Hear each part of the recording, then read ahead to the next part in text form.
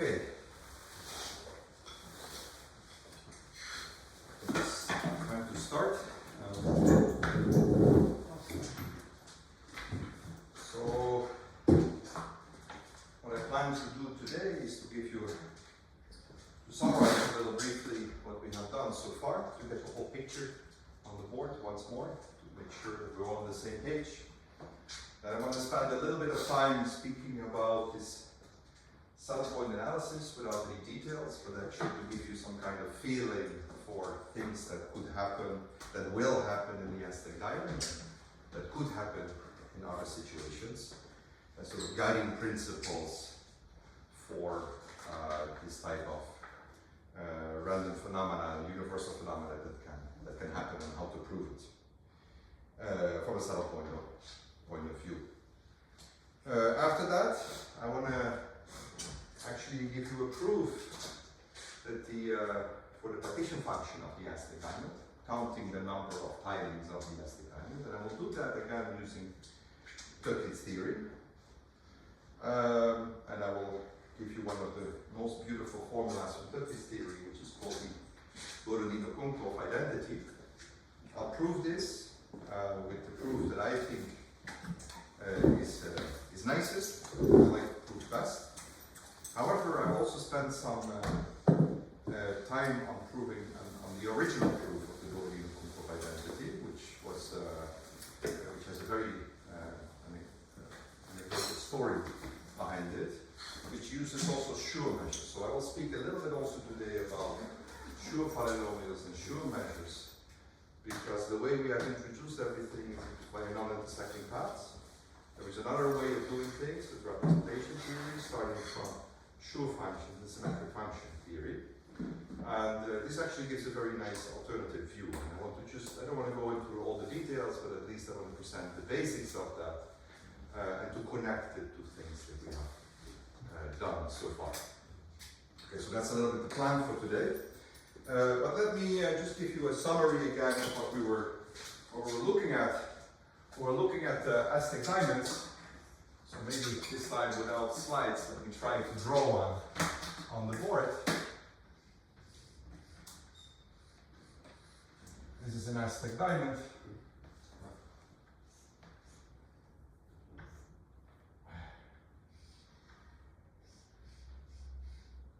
Okay, so let's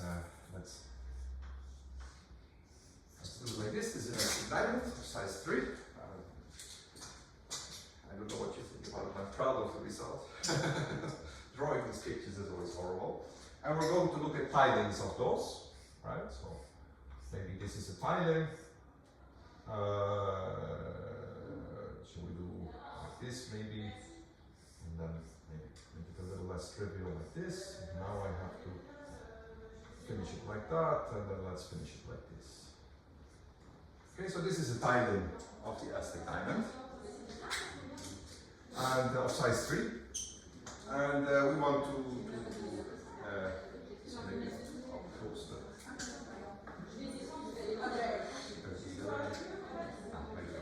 door.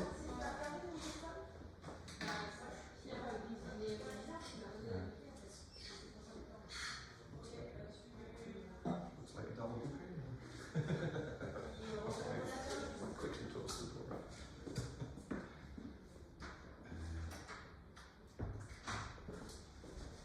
Okay, so this is the Aztec Diamond, and then we decided to draw paths on this.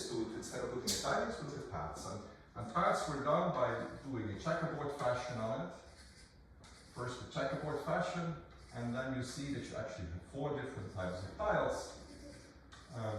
And then I drew paths, like this. Right? So this one goes here because it's doesn't go like that, but here the black square is up, so we go down, then we go straight. Up, down. And yes.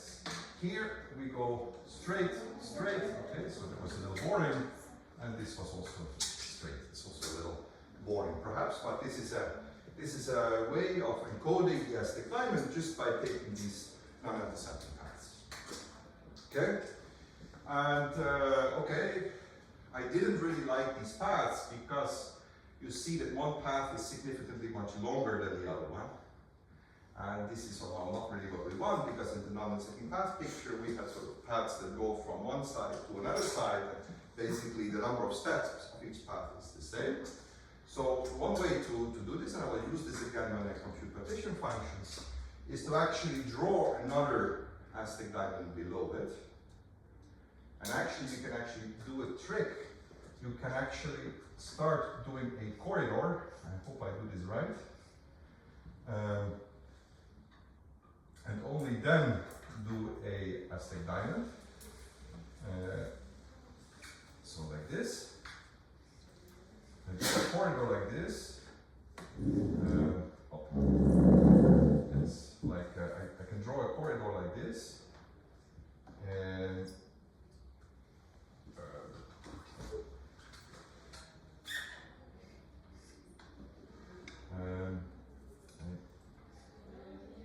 yes, so I'm doing it like this. Is this what I want to do? Because now there is only one way of tiling this. I probably should move this a little to the right. I think I have a slight problem here.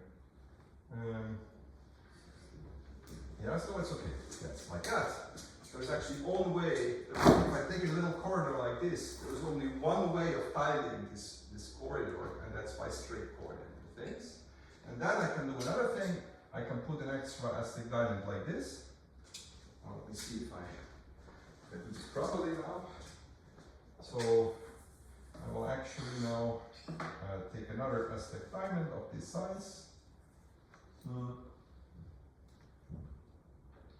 Yes, like this, and like this. Okay, so I have another Aztec diamond like this. So I have one that is of size 3 here. Here it's n. In this case, n equals 3. And here I have one of n minus 1. And then I have this corridor, right? And then I draw it. Maybe another tiling. Here I can, nothing is forced. I can have a tiling maybe like this. And if we continue to the checkerboard fashion again, we actually get the black squares precisely inverted. So that it's a reflected version. Which means that if I draw these paths, I will get a configuration like this. Yes? Okay, so that's a way of drawing, just putting an extra Aztec diamond underneath it and just put some corridor in that. This will force all the paths to go like straight lines here in the corridor, so it's completely determined. And it takes a little bit of thinking, but not too much, to see that if you want to tile the big region, you will actually, there's only one way of doing that. It's tiling the Aztec, the corridor which is frozen in this one, so it really decouples. Okay? And the benefit of this is that we can now look at paths that really go from one side and the end at the other side, and we look at it slanted, so we rotate the picture, and then we get paths that start here and they end a little lower. And then we don't really like it the end lower, so we push them up. So we do the transformation that pushes them up, so they end up at the same place. And what happens then is that you get non-intersecting paths on a graph that is of this type. Right, so just to get the whole picture again, and okay.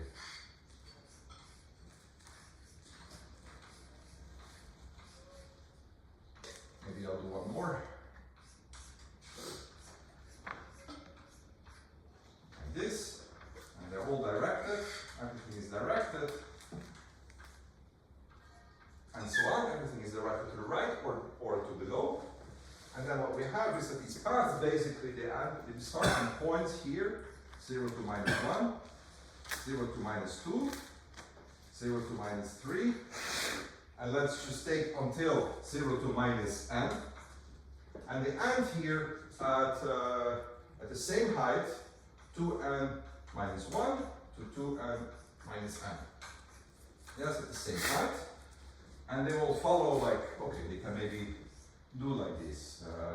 I think this picture actually corresponds to what was, or maybe not exactly, doesn't matter.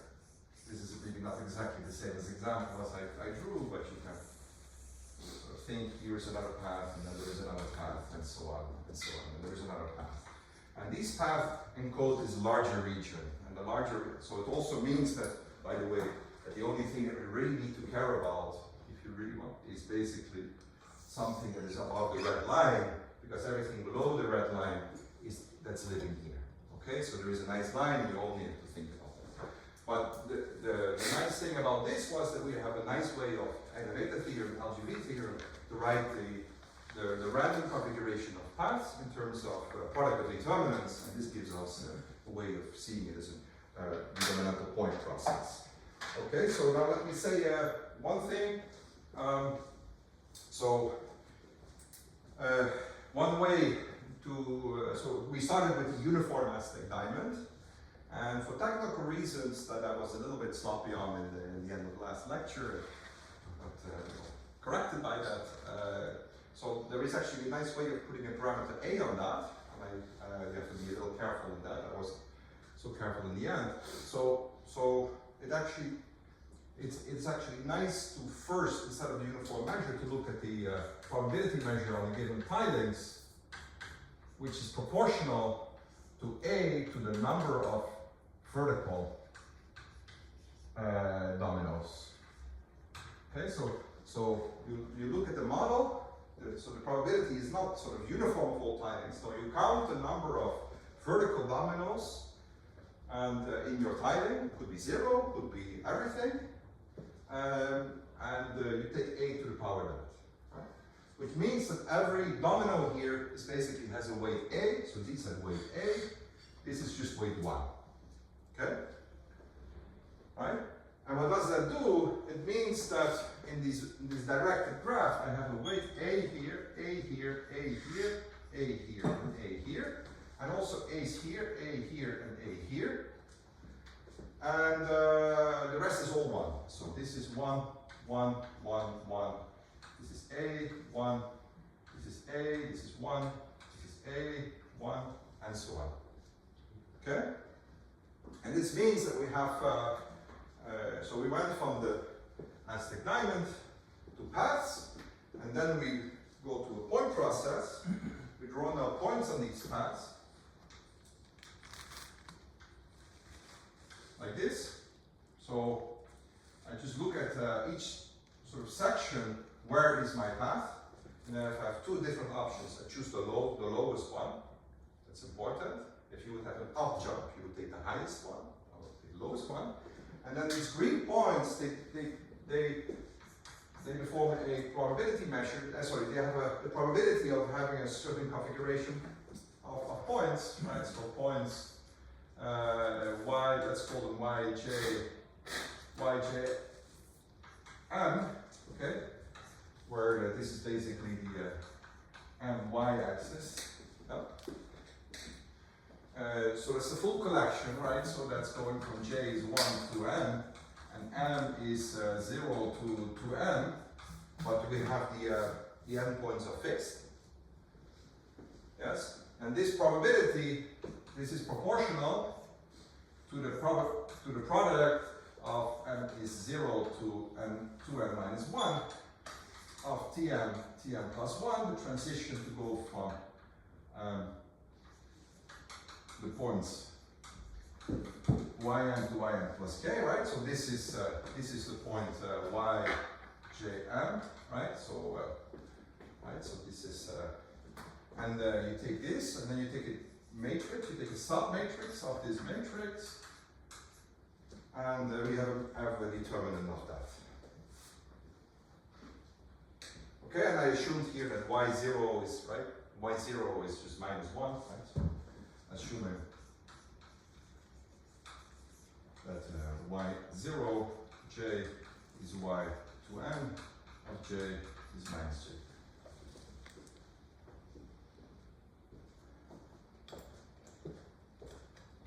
Okay, once you have that construction, you know that this is a meta theorem. You know, once you have product of determinants, you have the meta theorem that tells you that there is a correlation kernel. That correlation kernel involves inverting the ground matrix. The ground matrix is difficult, but if the ground matrix is actually an infinite Duits matrix, we saw that we could invert it, and we have a nice formula, right?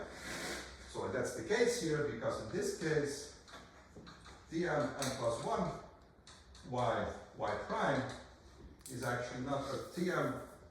This transition to go from one to the other is just the Lauréat matrix associated to the symbol AM, and I put a twiddle in there. I mentioned last time that you have to pay a price at some point. And this twiddle notation, remember, a twiddle m plus 1 of z is a m plus 1 of 1 over z. Right, so that's the twiddle notation. And then a m plus 1 of z is either 1 plus a times z, or 1 over 1 minus a over z when m is even, and this is when m is odd, because these are these columns. So that was the setup. This is just a convention that I like Lauréat. You know, the twiddle just comes from the fact that I like to have the negative Fourier coefficients in the upper triangular part, not in the lower triangular part. Otherwise, I could have dropped the twiddle. So why don't you do that? Well, then you run into other convention problems later. So you have to pay a price. I paid here.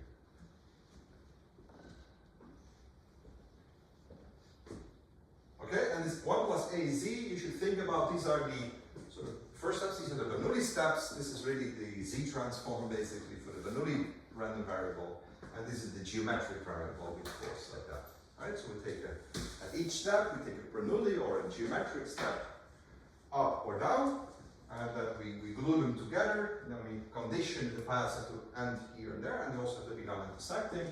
This gives you this determinant. And now the whole point was that if you set n to infinity, you can actually get a nice kernel for this. So when as n goes to infinity, right? So the number of paths go to infinity, then you have a nice. Then actually, you know, so basically the lower you drop and you don't care about, you only look at the top part. But then you have a very nice formula that goes as follows. So we have, okay, I call it xy, okay, yes. Okay, so maybe I should have,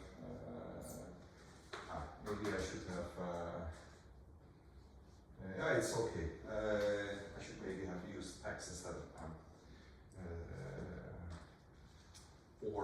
Or, yes, let me do that. So we get a kernel, which is given in the following way. It's minus the characteristic function, depending on that x is less than x prime, of just tm1 to x1 to x2, of y to y prime, sorry, x to x prime, yes. And here the notation is that tx,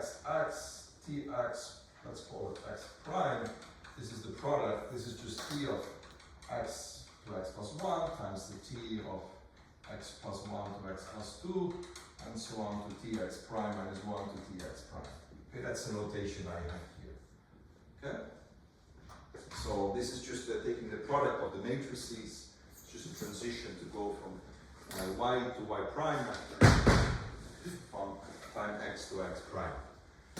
Plus, and now I have 1 over 2 pi I squared times what? Times the integral here, dz, integral over dw. I like this notation. And then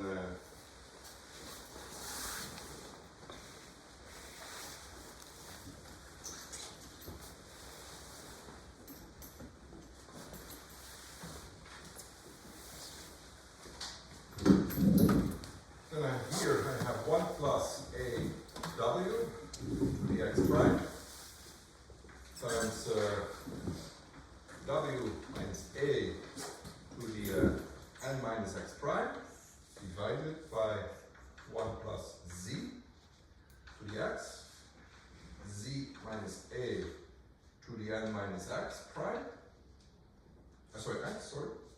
And then here I have w minus z. Oh, yes. times z to the y over w to the y prime. Yeah?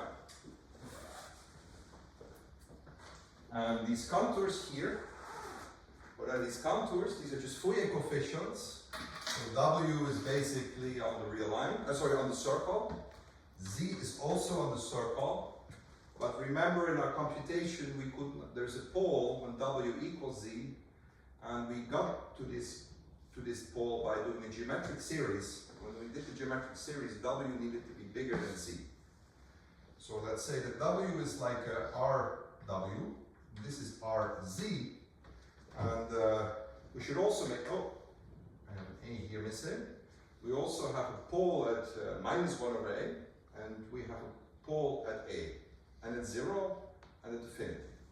Okay, so let's do this again. So here is C. We have a pole at 0, pole at infinity. We have A here, and right, and we have minus 1 over A here. And our circles need to be around this, and they go in this direction. Okay, so this is maybe the integration over W, right? And this is the integration over Z. Yes, it has to be like this. Yes?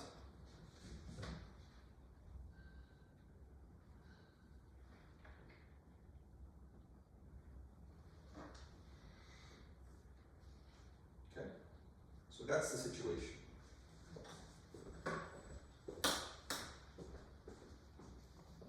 And now you see why I cannot really, if I would have taken A equals to 1 immediately, I get problems because minus 1 over A and A is at 1.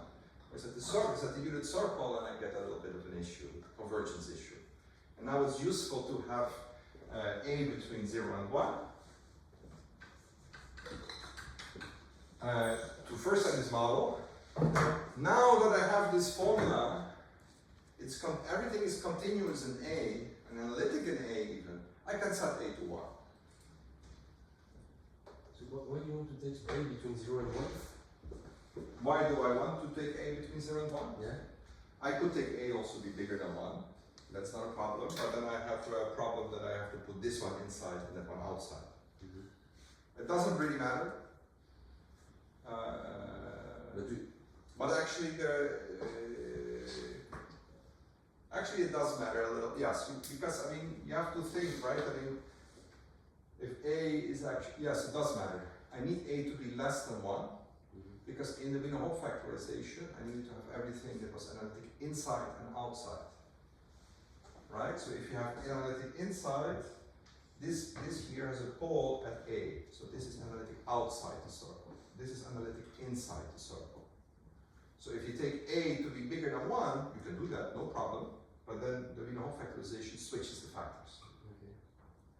So then you can do the computation. It's totally fine. I mean, of course, it should be the same, right? But it should lead to the same result in the end, setting A to 1 from above or from below. But the road to that is different because the Wiener-Hopf factorization is different.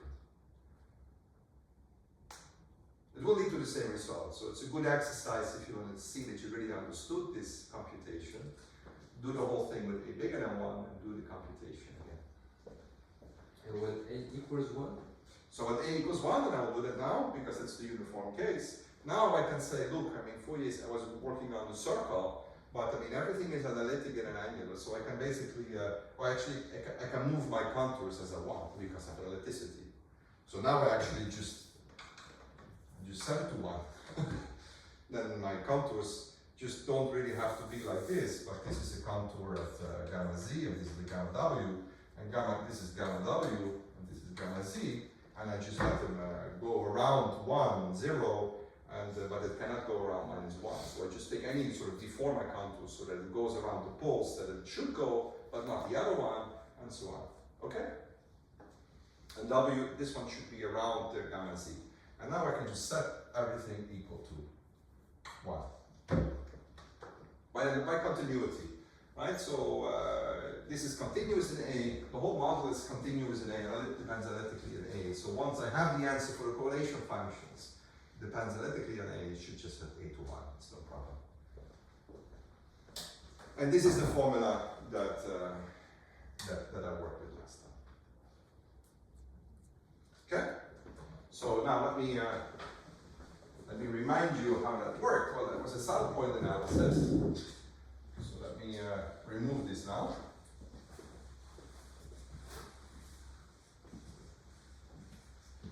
So it's a very beautiful thing. So I'll write this now basically, and okay. So let me just forget about this part here, the signal integral. That's never really the difficult one. The difficult one is the double integral. This is always something very explicit. Once you know how to deal with this, you always know how to deal with that. Okay? But the point is that this is of the following form. Right? This is of the following form. It's e to the n of w. Maybe it depends, right? At w over a to the n of fz. Okay? And then we have 1 over w times w minus z. Okay, where f here, where f of z is what? Well, we get x over n times the log of z, 1 plus z. We get plus n minus x divided by n times the log of 1 minus z, minus, what do we get here? Yes. Minus a y over n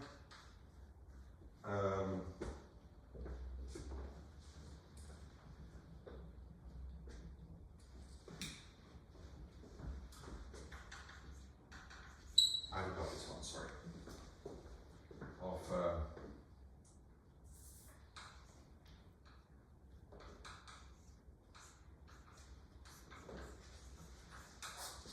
yes, this function.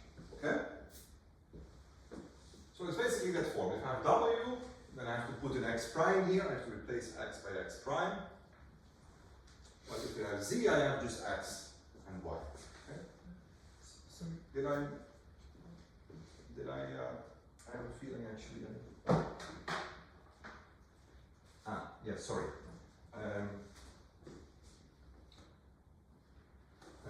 Sorry, I actually did another change of variable. I apologize. This here should also be an x here. Yeah, sorry. So let me write this again. So I didn't do any analysis here. So x plus y prime plus n. Yes, and this is no z. No, I do it. Sorry. Let me just write it slowly.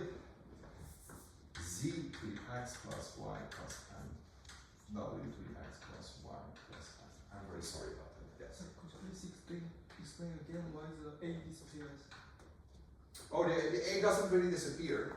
So if you have a fixed a, there will be an a there. So if you want to study that model, which you can, you can do it with the same technique as it did. I just want to only now take the limit a to 1 to go to the uniform case. Okay, well, just do the analysis for the uniform case.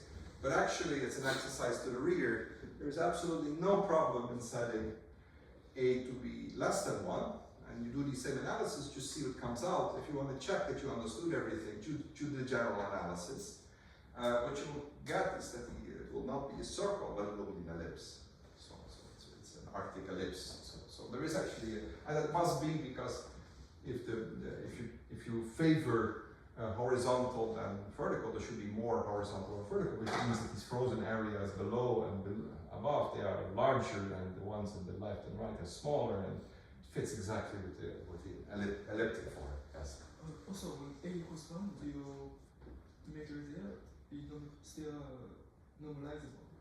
Sorry? Would the probability measures the.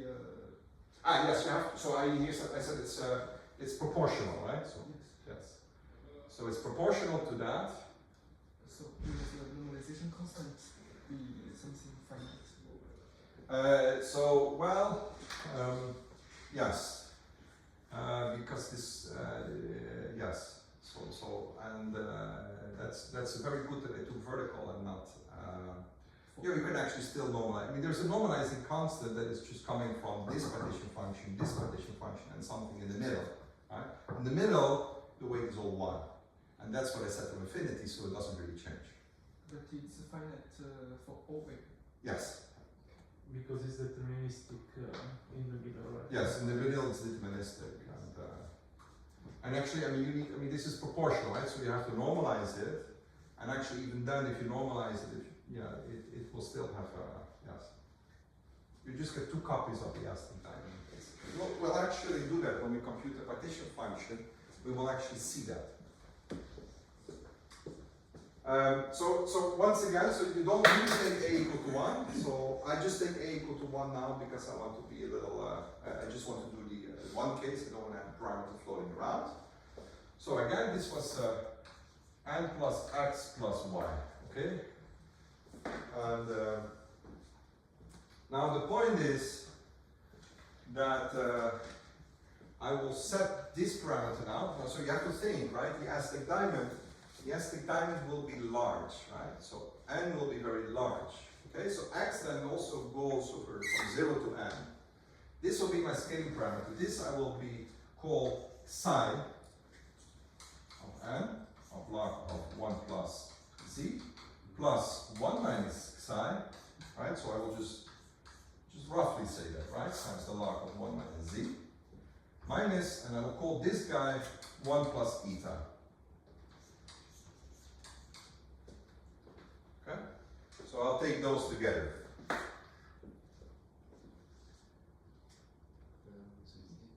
So psi log 1 plus z. Yes. Instead of psi over n. Yes. Right.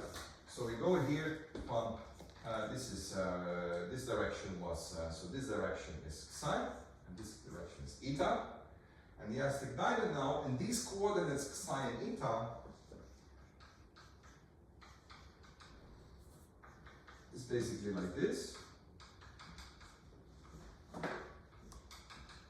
Yes. So this is basically the Aztec Diamond. It should be from 0 to capital N, but I've scaled everything in the eta psi coordinates. It's really a square. Okay? And it's just a rotated version of this Aztec Diamond. Normally it's like a diamond, but now I rotated it, right? That's what I already did when I went to the paths. Remember that the paths, I actually did a little, I did a trick to let them move up here, so that they end they start at the same point. Now actually I'm undoing that trick, and undoing that trick means that I send this to one parameter, and that's just this eta. I explained it last time a little bit, you have to be a little bit careful, but now I sort of undo that transformation. I really look, this is the Aztec Diamond, right? So the paths, they basically go from this here, the paths go from here to there. Okay? This is the Aztec Diamond. So this is one corner of the Aztec Diamond, this is another one, this looks like that.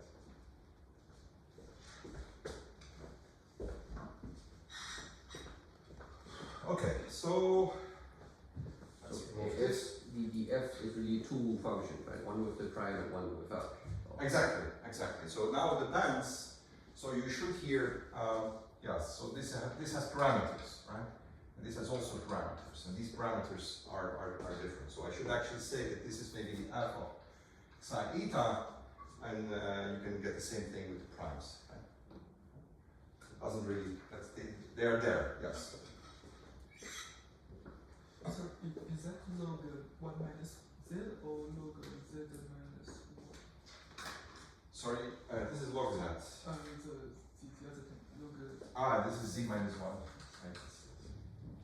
It doesn't really matter, because z minus 1 and 1 minus z, of course they are different, but in fact, difference is a multiple of 2 pi I, and since we're exponentiated and multiplying with integers, that doesn't really matter. Or maybe it's a pi I, but then it's a minus 1 something, it's a conjugation factor, gauge factor. So it actually doesn't really matter. So now the whole point is that you have to look at the cell point analysis, as I said last time, right? Everything here, if n grows large, these integrals, they come from points where the f and the f is maximum or minimal, depending on if you have it in the denominator or the numerator. Okay? So you have to look at these critical points and then deform to saddle point analysis. Okay, so that's what I did last time. So let me just briefly recall what we need to solve is the f prime of z equals 0. And it was very nice. F prime of z of 0 is actually a quadratic equation. Quadratic in z with parameters, right? Sine and time. Okay, so you just do that. It's a very simple thing. The logs disappear. You can just write down the equation. I actually wrote it down. I don't know. Let me just go quick. But it's a quadratic equation. There are two saddle points. And now we have there's a discriminant. Is the discriminant? Let's call it the discriminant of the equation. And okay, this discriminant can be positive or negative. And that was very important in this analysis. Okay, so now we can say we look at the calligraphic D. This is the point where all C and eta are such that the discriminant of C eta is negative. Then we have two complex conjugate solutions. If we do that, then it turns out that this is exactly a circle. So this turns out to be the circle sine minus a half plus eta plus a half squared is a quarter. Am I right now? Or is it, no, it's not a quarter. What is now the it's probably a half, right? Quarter, the radius squared. The radius, yes, should be the radius squared, so it's a quarter. So why doesn't that match my feelings? Maybe I'm doing something wrong.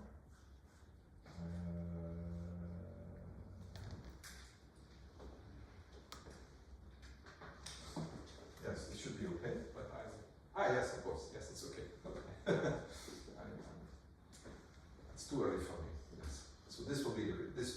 You can just show that this is when the discriminant equals 0, and that means that we get here a circle, and this is exactly the Arctic circle that we thought, and then we have a sort of a table. If psi and eta are in this calligraphic D, right? So this region, this circle, then there are two complex conjugate solutions. So two complex conjugate saddles. And if psi eta is in the square, but outside, right, minus e, then we have two real saddles. Okay. And then if psi eta is actually on the circle, on the radius, then this is a double saddle. One double saddle. Meaning that also the second derivative is 0. Right? So that really describes everything.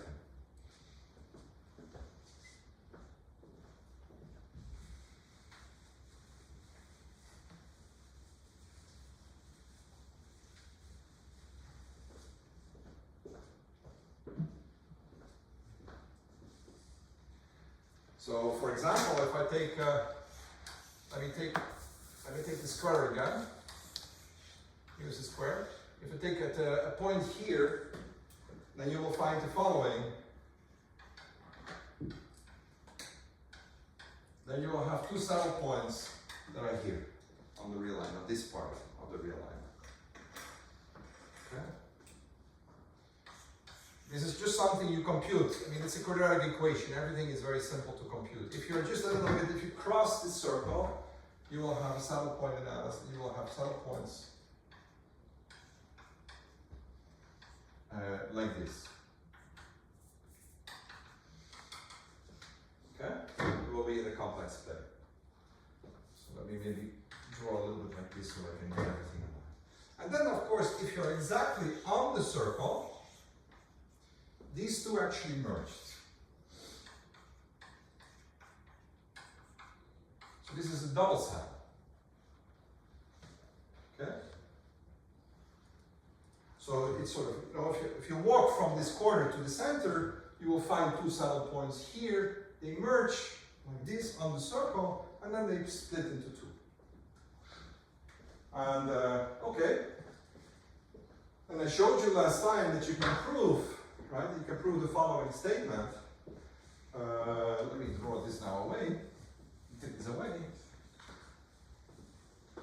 There's a very nice statement that says following.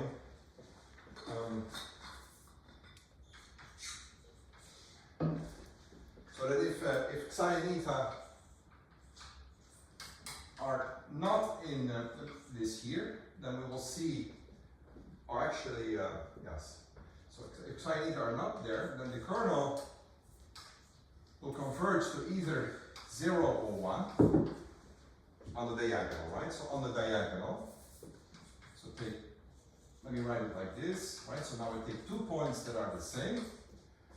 The density, right? So these are not primes. I don't have primes here, just look at the diagonal. It's the probability of having a point in our path process at this point. This will be either 1 or 0, right?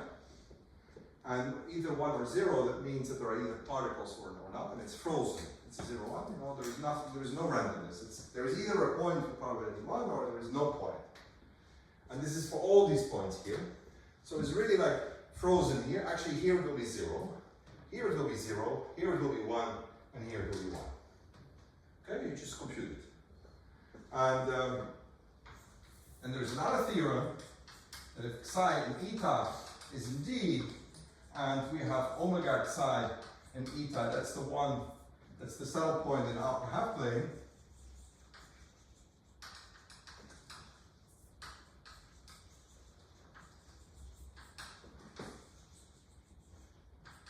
Then what? Okay, then this diagonal of the kernel, so the probability of finding a point at the point psi eta will converge to the argument of omega psi eta over pi.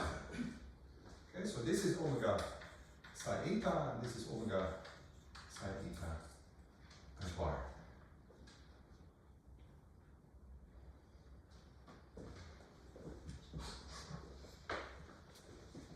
Okay, so this was a little overview actually of what I've taught so far in all the lectures. I think I also had a very nice statement, by the way, that I think you should remember, is that actually the map, there's another theorem, the map that goes from psi eta to this omega psi eta is a diffeomorphism.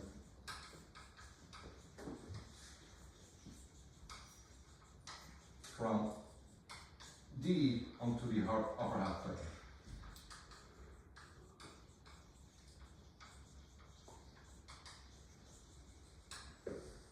That was a very nice statement also, which you get for free.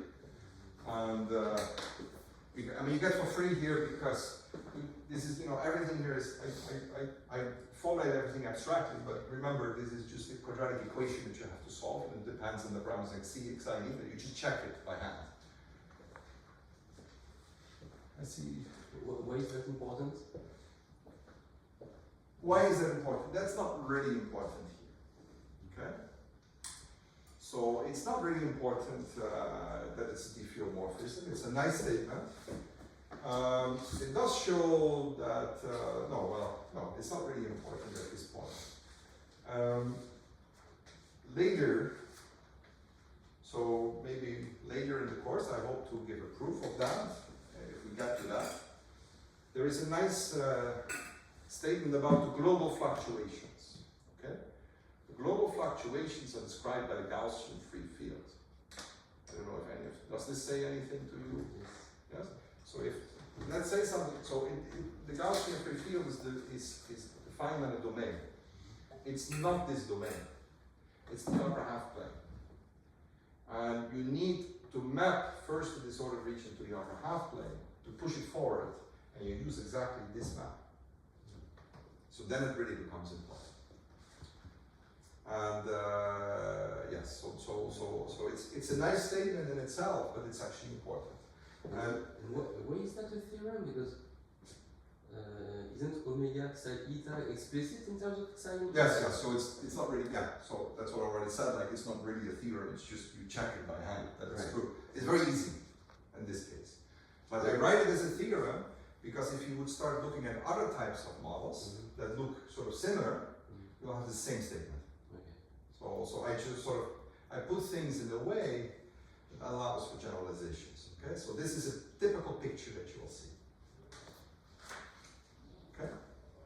And for example, if you know anything about the variational problems for tilings and dimers and the complex Berger equation and so on, this is actually a complex structure.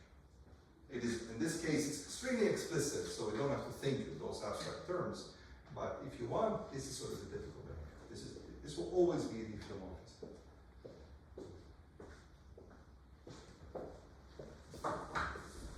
So it's not important for us yet, but it's a nice statement to remember.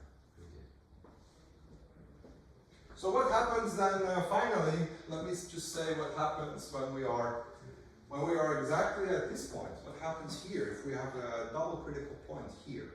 I didn't really say that last time because I didn't have time.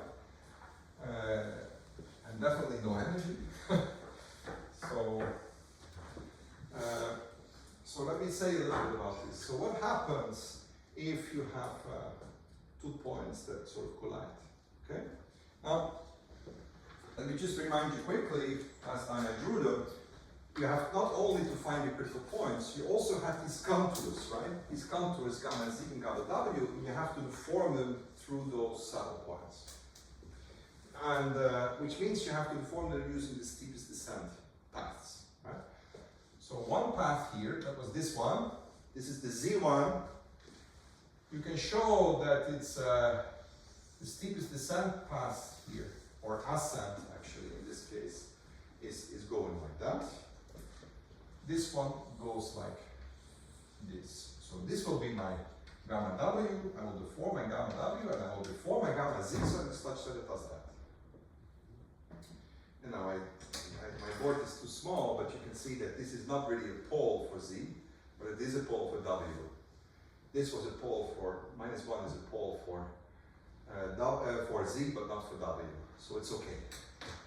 Right? And then these are the paths, and I deform my gamma w like that, and I just take the limit n to infinity, and you'll see the whole contribution just comes from these 2 points. And I just write it out what it is, and you'll see that it actually doesn't only converge to 1 and 0, it does it exponentially fast. So now if you're in this case, what happens? Okay, then we have the green, they will go like this, and the red actually goes to infinity. So, okay, right, so they pass through these points, and now I deform gamma w to this one, and gamma z to this one, and then I have a problem because in my integrand it was 1 over z minus w. So when I do that, I pick up a residue, and if I compute the residue, I basically get this argument. It's a simple concept. That was very simple and very quick and very nice. Then you still have a double integral, and you have to do that analysis at that point. If you do the local analysis, you will show that see that it actually also converges to 0, not exponentially fast, but with 1 over square root of n. Okay, so that's what I indicated last time. So today we are in this case, and what happens now is that you basically yes, of course, let's screw this up. Why? So what happens now, if you have a double saddle point, remember if you have a normal saddle point, it really means you have a saddle, 2 directions where you go up, 2 directions where you go down. Now we have also that the second derivative is 0, so we actually have 3 directions where it goes up and 3 directions it goes down. This is sort of it's a little bit more singular. And if you see what happens, you draw what happens, you will go like this, and you will go like that. And this point here, if you zoom in, basically this angle is going to be pi I over 3, and here it's minus pi over 3, and also this angle is pi I over 3. Right? It needs, because it behaves, it doesn't behave here, the f doesn't behave like a quadratic, it behaves like a cubic. Right? So if you do your saddle point analysis, so if you are at this critical point, and you do your critical analysis, then you will have to do a cubic term, right? So locally around that point, around the saddle point, so let me call this again omega, right? So this is correct. I have to introduce now not variables with a half, but with a quartic term, with a cubic term, which give me, if I multiply this by n, this will give me n of f omega plus, well, cubic u times f3 of omega divided by 6. Right? It will be more or less a cubic term. Yeah? So if you do your saddle point analysis, you see that the behavior is around the saddle point, it's cubic. Okay? So that's sort of the difference with just doing the analysis with what I did before with performing looking at Gaussian integrals. I don't get Gaussian integrals, I get integrals with cubic terms. Okay? Yes? So I will just write down the result, and then I will discuss a little bit the result. But the whole point is, I hope it's clear that if you do the saddle point analysis, which is not easy, so it's really a good exercise to do it. You should do it at least once in this course, I think, for yourself.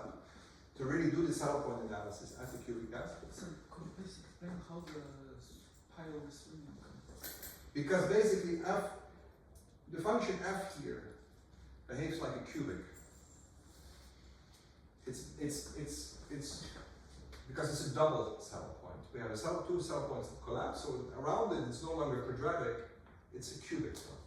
Right? The local variable, the first term, if you do a Taylor expansion, the first 2 terms vanish. Not only the first derivative, but also the second derivative. So it's a cubic. So if you now check, if in a cubic you check where the real part is constant, you have 6 rays. Right?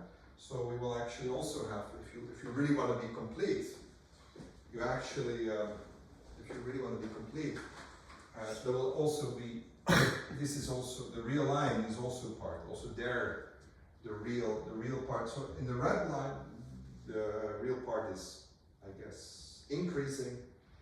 Yes, in the red part, if you relieve from this point, the real part will be increasing a lot, along these lines. And along the green part, it will go down as much.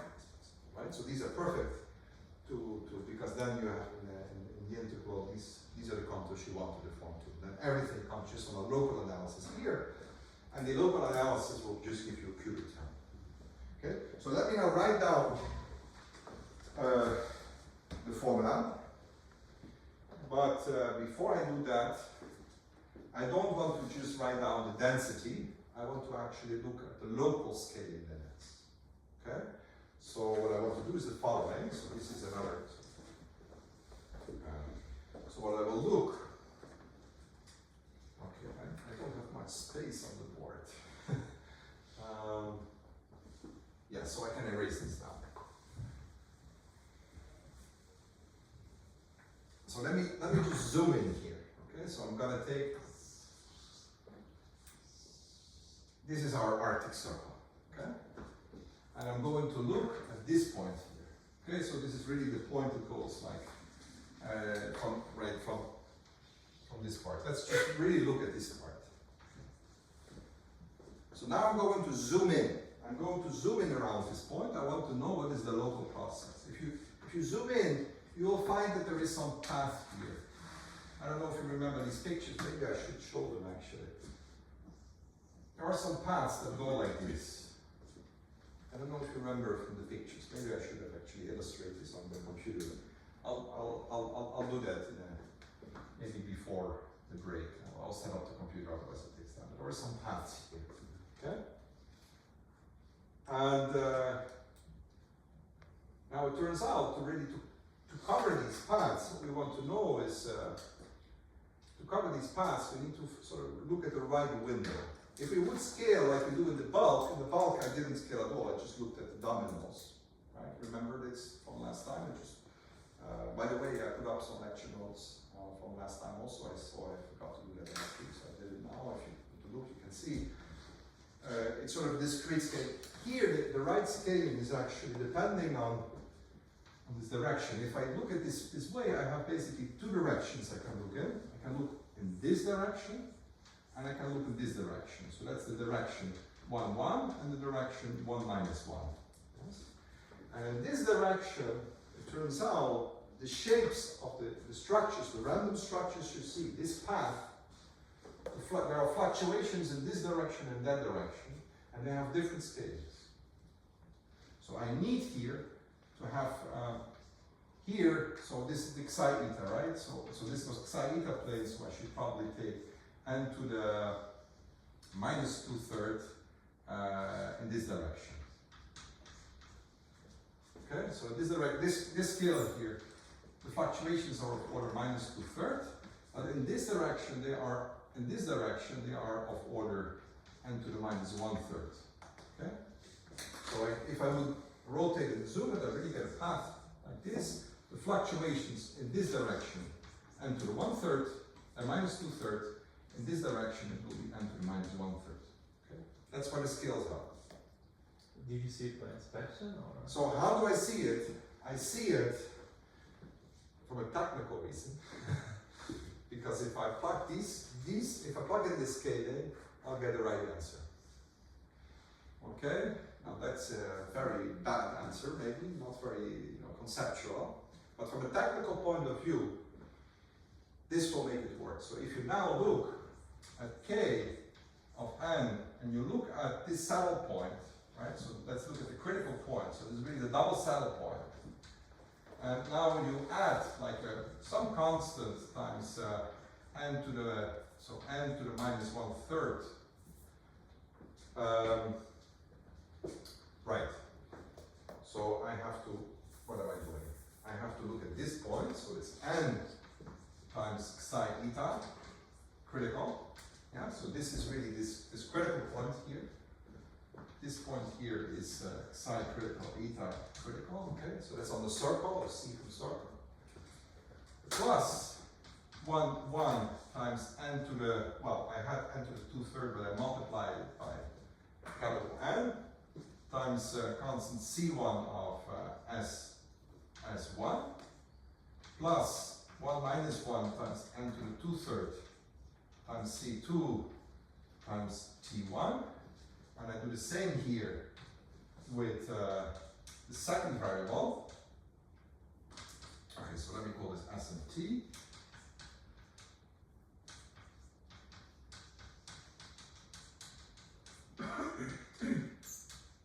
Okay, so now I look at two different points, S prime and T prime. So now these coordinates now are S and T. These are my local coordinates.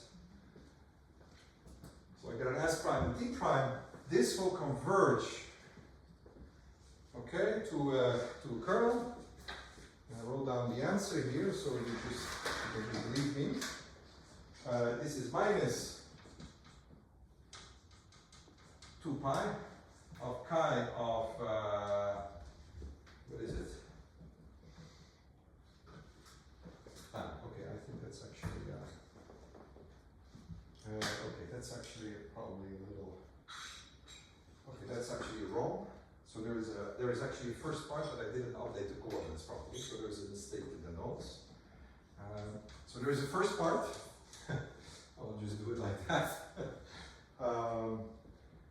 I have to think a little bit, maybe it's correct, but I have to double check if it's correct, because I forgot that I rotated my coordinates, so it's in the wrong coordinate. But the most important thing that this I did correct, is this part. Now I get integrals, double integral formula, e to the u cubed over 3 plus s2 times u, s prime times u squared plus t prime times u over 2 divided by e to the v cubed over 3 plus s times v squared of 2 plus t times v du dv over u minus v. And right, I have to take n to the 1/3 times the C0. Yes. So there is a theorem that says, the theorem is there exists C1, C0, there exist constants. These are some numeric constants that are not very important. These are some constants, these are really not important. Such that if you take this limit of the kernel, it will converge to this limit. Okay?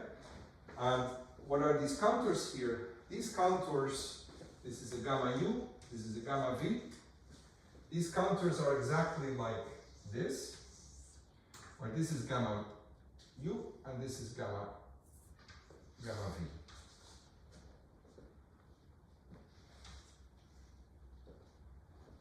And these are the local versions of these.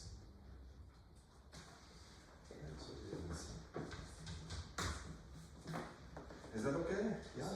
You said that in the s direction, the fluctuations of order n to the minus 2/3. Yes. So you multiply it with n to the power. 1/3 here, because this is an xi-eta. This is the xi-eta coordinates, but now I have to write it in the xy coordinates, so I have to multiply it with n. So the minus 2/3 becomes n to the 1/3. Yeah, the scales are always a little. You have to.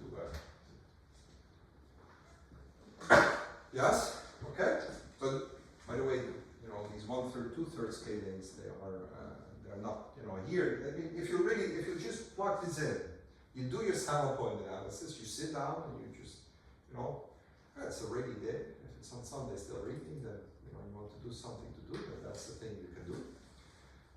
You know, in Sweden we have lots of strong winters, so there's lots of time for such computations. So you just do it, and then this cubic term that you got from the local analysis is exactly this cubic term. Okay, and it's just an exercise. It's a tedious exercise, but it's just an exercise. This is very nice because remember when I discussed the sample point analysis, I did as in a special case the Airy function. These are exactly Airy functions. These are integral representations for Airy functions. Right? So remember the integral representation for Airy functions.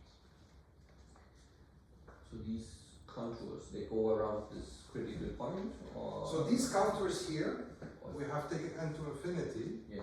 So we deform the contours like that, and then it turns out that the only thing we need is everything that is around there. The rest we can throw away.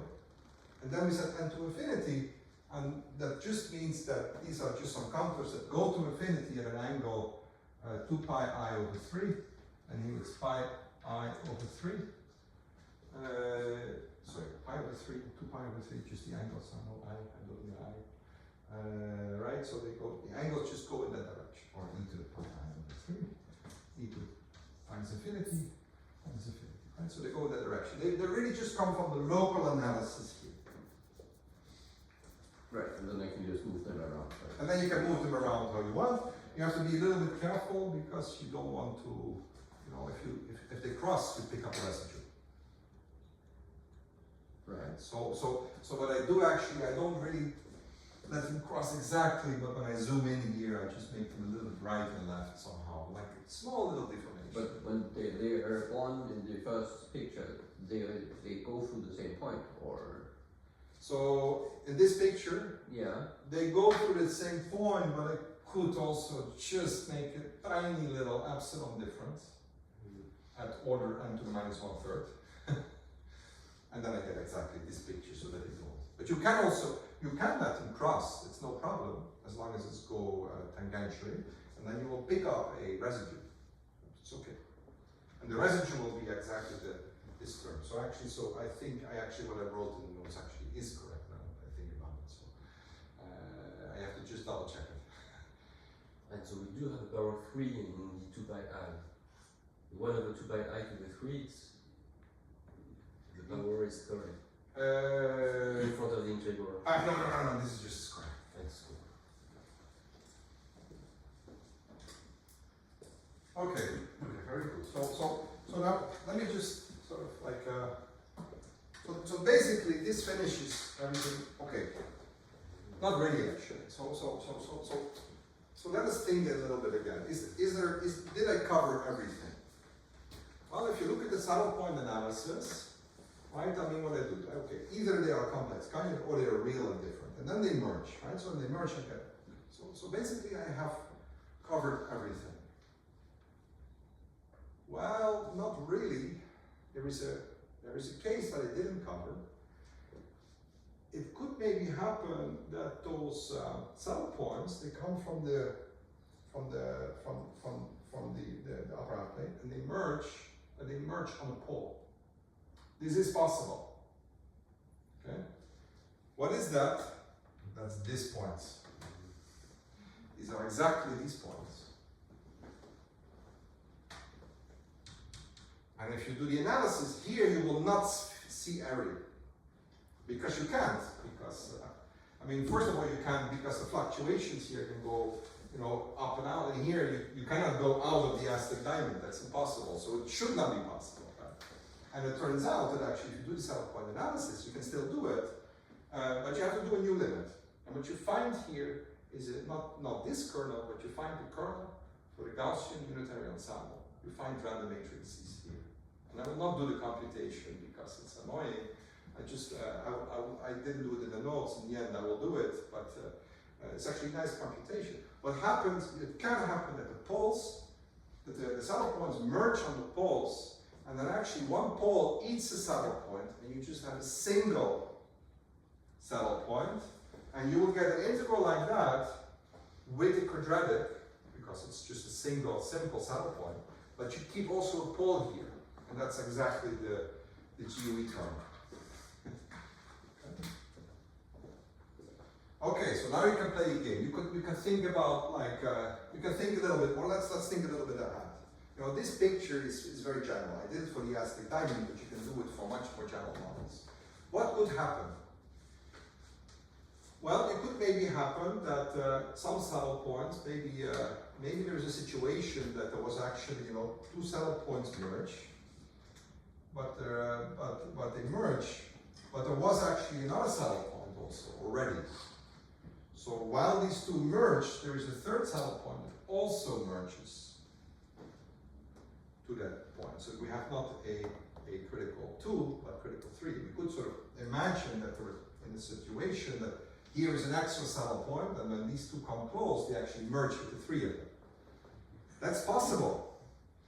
And what you will get then is not a cubic term, you get a quartic term. And this happens when the limit shape, sort of the Arctic Circle, in some models, I could show you pictures, has like cusp singularities.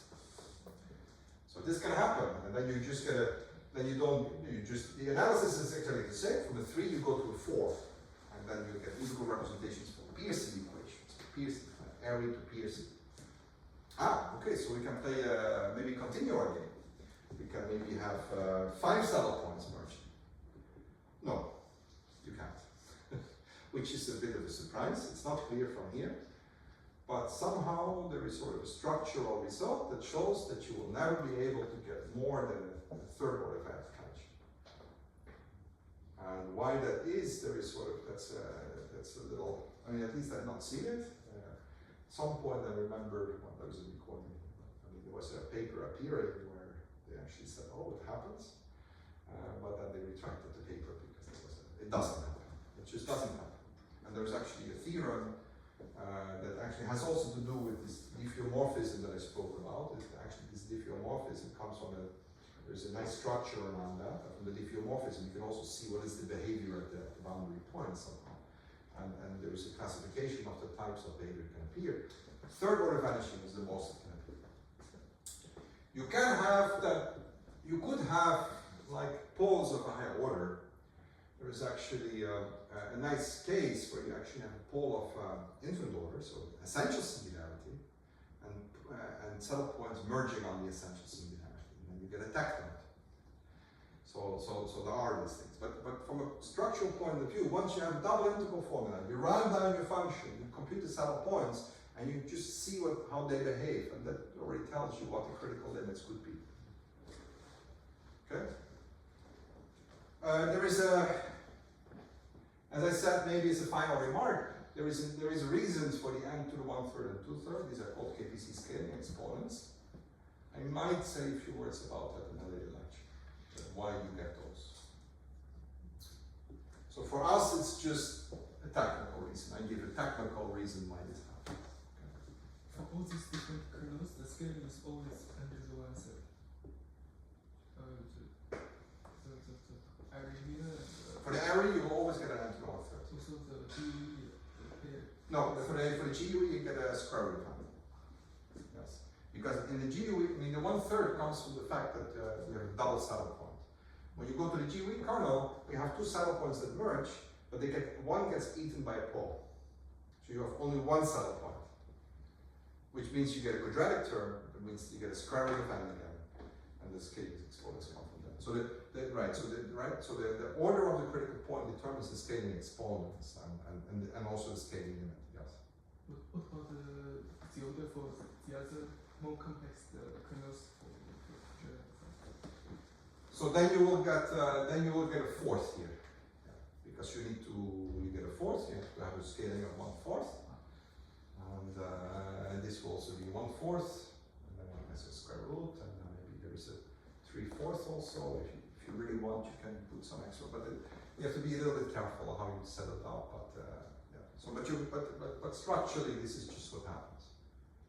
And it's really like, I mean, if you put these points in your saddle point function, you just see how it behaves around the saddle point.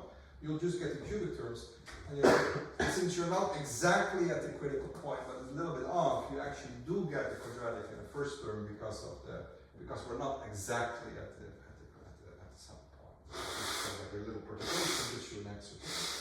It's really trivial, but it's tedious to do. These are these things you don't want to do on the board, you have to do it at home. But I hope I have told you now enough so you can do it yourself. Yes. Can you thought you obtain when you are into the fourth? Yes. When you are into the 1/4, what limit do you obtain? What limit? So it's exactly the same thing. You get a 4 here. Yeah. And this has to do with not with because here we have Tracy Whedon with the limit. Yeah. And in the cusp. Yeah. So you get a different version. Yeah. Not the and it will so if you look at the Tracy Whedon distribution, it's a gap probability with the array function. Yeah. Right? So now we get the PSC equation, which is so the array equation is this equation: array prime double prime is x times array. Right? So the PSC equation is the triple prime is x times PSC. And you build a kernel in the same way from like you do from array functions, you do it now with PSC functions, and you get sort of not a Tracy Whedon distribution, but a different distribution. I don't believe it has a name. Yeah. But it's also a universal kernel. It's a little bit less. I mean, it's a little bit less universal in the sense that the array will always come when you go from like a disorder to frozen regions. You will always get array, and if you get cusps, whatever, if these are just the usual cusps, the cusp will always give you something like gap probabilities in terms of this PSC kernel.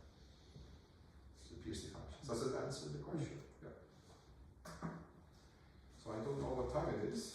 Maybe this is actually a great time to have a break. It's maybe a little earlier. Or are there any questions about this?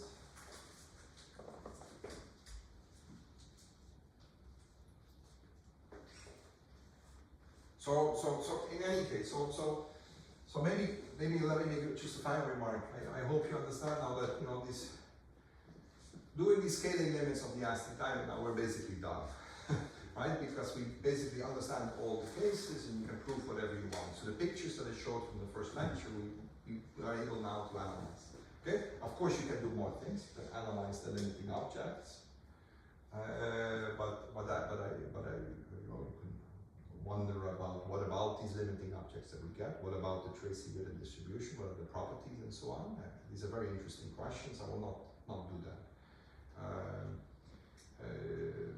But this machinery that I developed so far will allow you to do a lot of different models.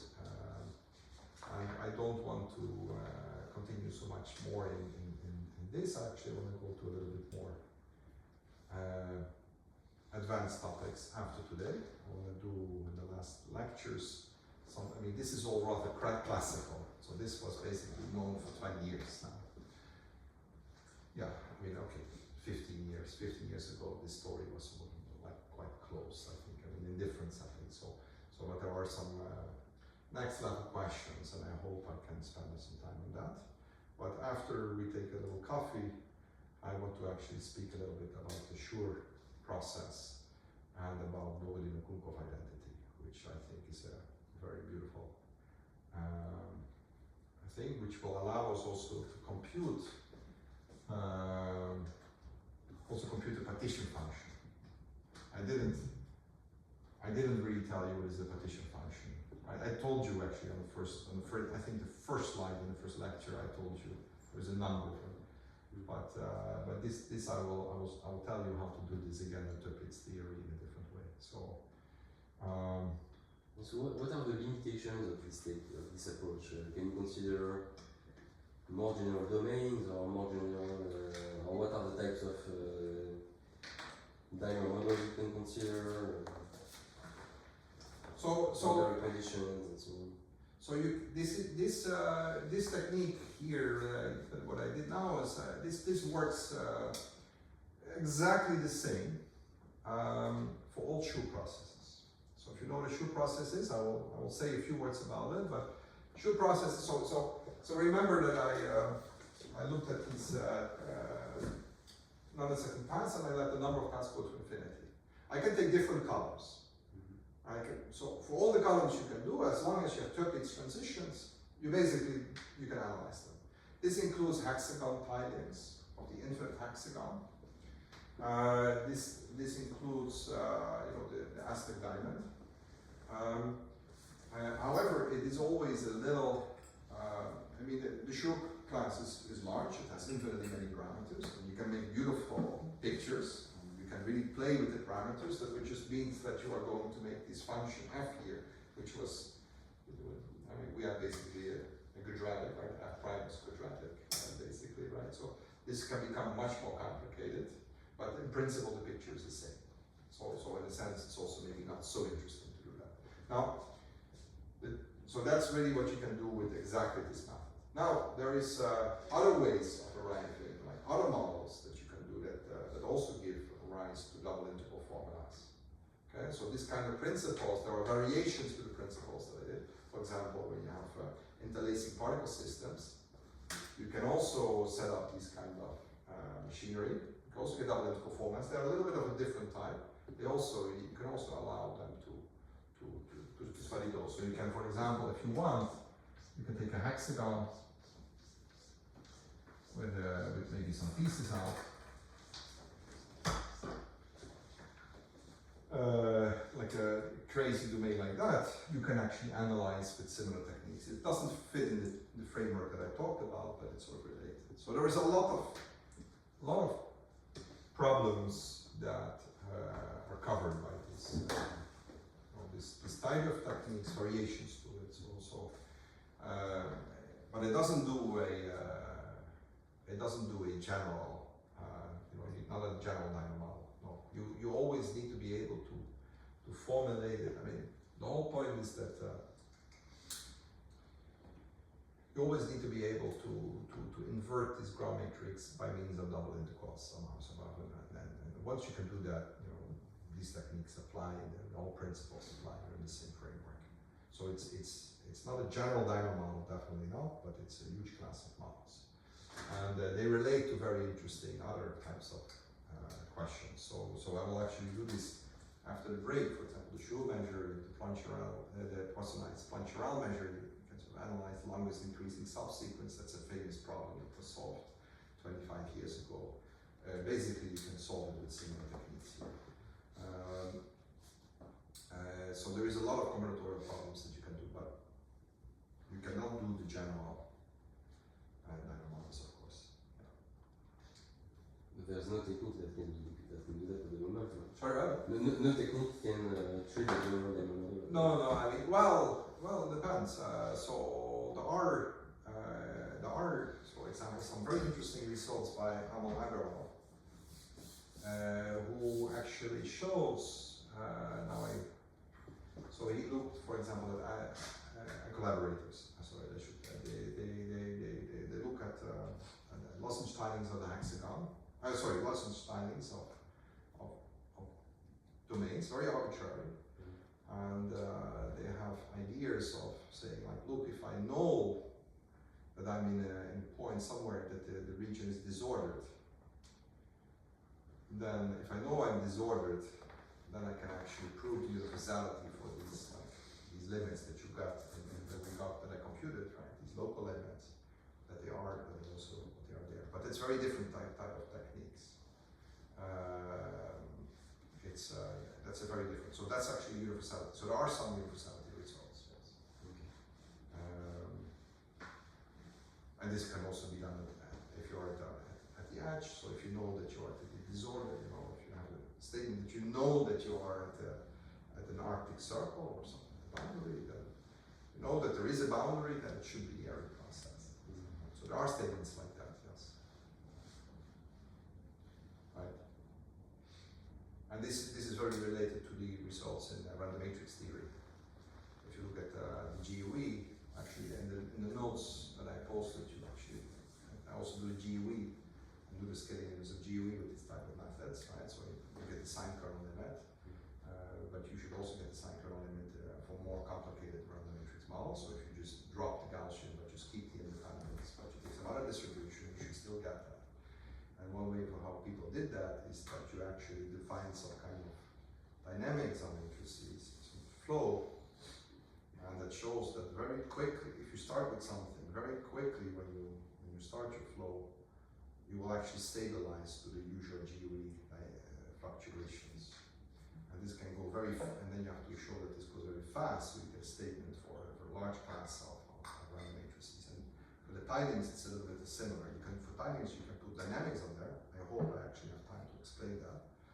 And so that's a little bit what in similar style, you can put some dynamics.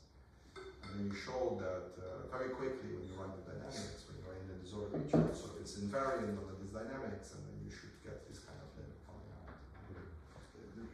Very rough in a nutshell. So these are very different types of ideas. Right, yeah. Okay, maybe it's time for a coffee. Shall we refill at 10 past 11?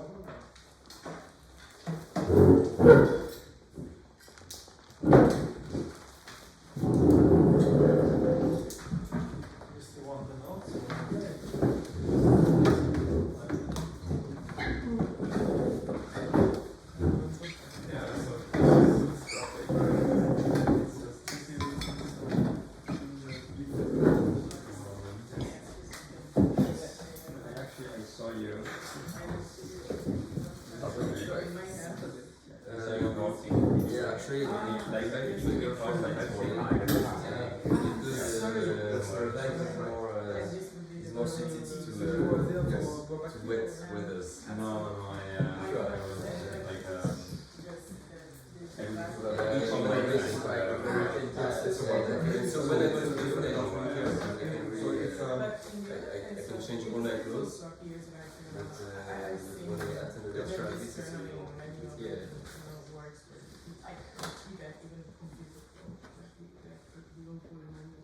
You cannot be always lucky with the weather. No.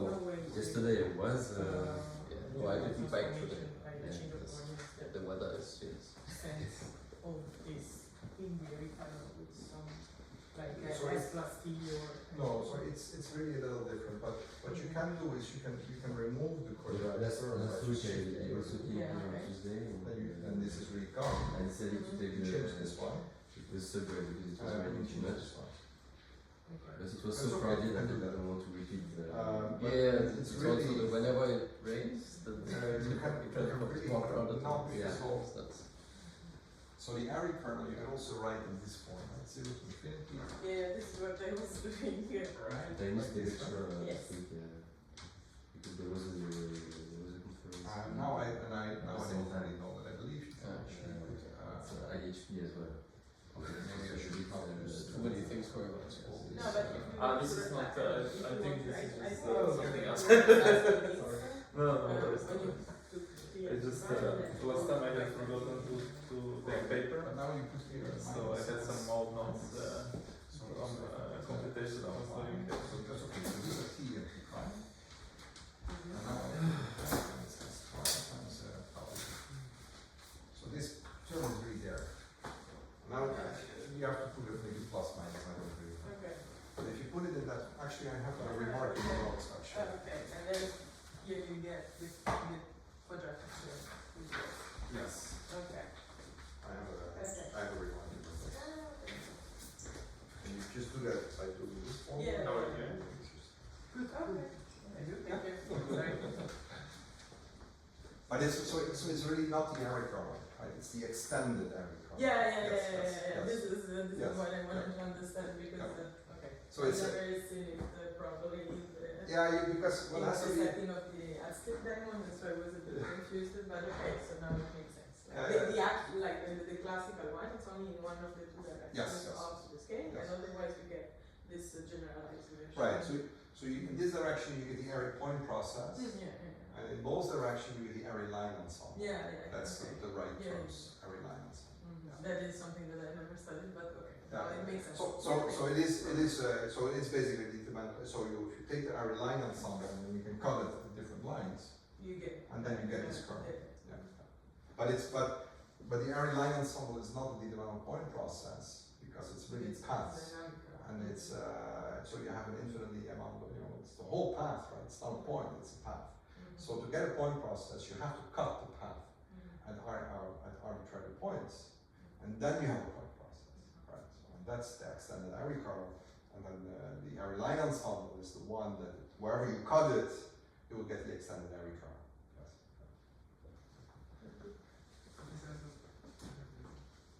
Question which is maybe a bit general. So it starts from the tilings from Aztec Diamond. Yeah. The whole branch of splendid story around that everything works. Yes. And we have nice analysis. So I wonder, the ancient physics inside which models are more likely to be enlightened? No, that's a very difficult question. That's a very difficult question. Yeah. So the answer to that, unfortunately, is just no. I mean, we have. Yeah, no, it's. I mean, sometimes you study a model, and then you think, no, this is without a reach, and then you actually think, hey, actually, wait, this is still doable, like it's still integrable, right? I mean, you have to discover it. And sometimes when you look at it from afar, you think, no way you can do this. And then you see a structure and you say, actually there is a nice, I might actually say a few words about doubly periodic models. And this was one model, for me at least, that I thought, okay, but now it's undoable. Oh, actually it's still doable. And we still get something. It's more complicated than this, but it's still doable. So, for the people who studied first Aztec Diamond, Yeah. how did they ever come up with this lens? Okay, that's a good question. Yeah, so the Aztec Diamond is very old.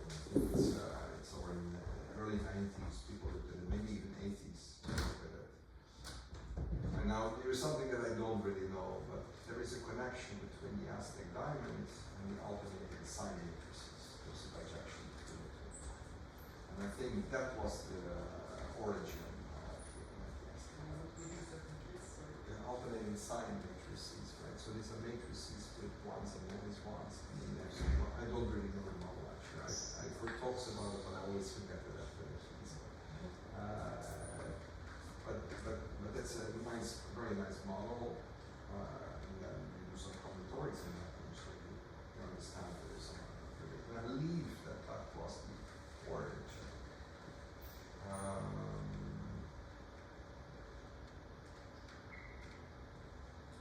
I mean, another thing that I want to speak about is also is that the Aztec Diamond really is very nice in the sense that there is a very good dynamics on that, which fails in general, but it's true for the Aztec Diamond called the shuffling algorithm. And the shuffling algorithm, you cannot do that by any domain. It really sort of, it's really, Aztec Diamond really works very nicely. It's possible that people have been thinking along those lines also in I don't know.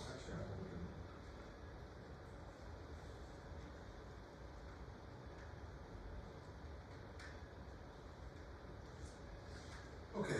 That's we get a coffee and continue again. Yes, the last question. Sure, yes. Sorry, speaking about I don't know, it's okay. yes, that's it. About the shuffling algorithm. Yeah.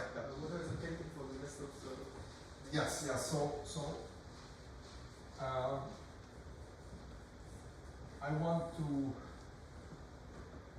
I want to say something about shuffling and higher periodic models. I mean the dates. The dates. So that's also the thing I want to say. So I will not have a lecture next week, but in 2 weeks there will be. And then I think I will do 3 weeks in a row again. Okay. So and then we will continue with some other dialogue models. Yes. So what I'll indicate is yes. If I forget about this, remind me. Okay.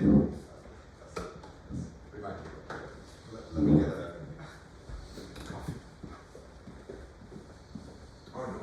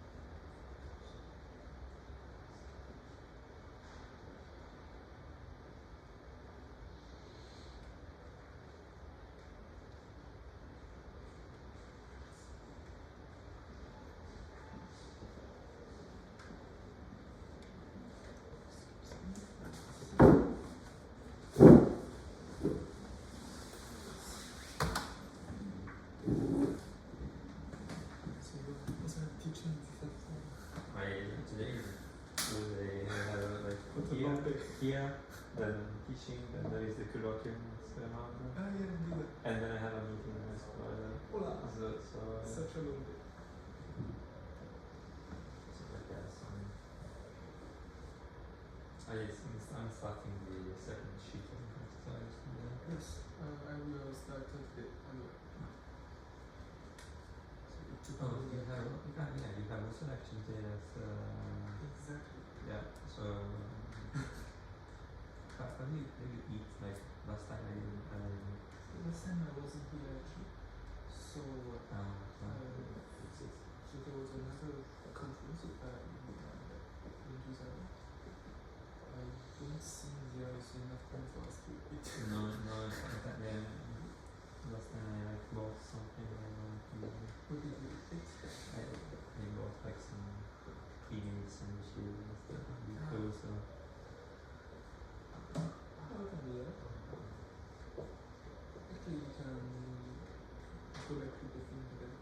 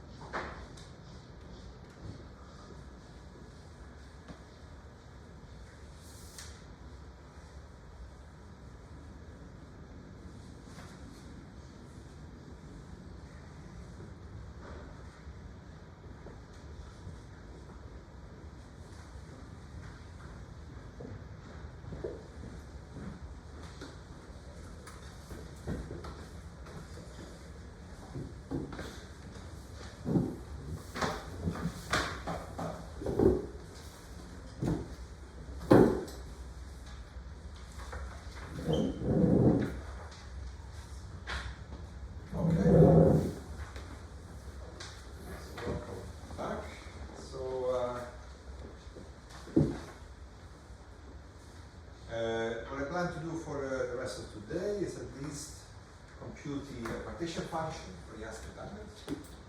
And I will do that, there's various ways of doing this, by the way, but I will do it in a way that I like myself, because it makes me also, it gives me also the possibility to speak about the beautiful theorem, the Duits theory, that is very famous and an interesting background.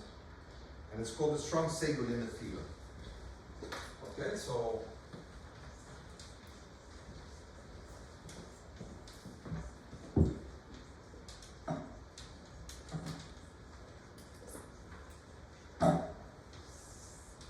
again,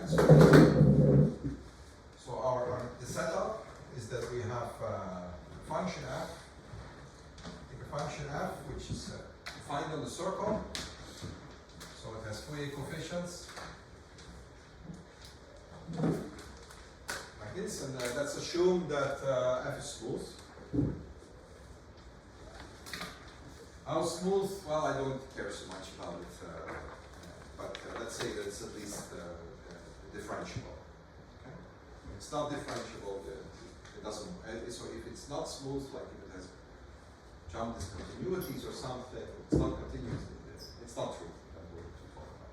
We really need something that is sufficiently regular, but C1 is enough for now. Okay? You will see quickly, but anyway. Okay? Now I want to look at the determinant of the Duits matrix with this symbol. So this is the n times n matrix where we have e to the f 0, e to the f 0, and here we have e to the f minus 1, and so on, right? And here we have e to the f 1, and so on, right? So it's the Duits matrix, and it's an n times n matrix. So we take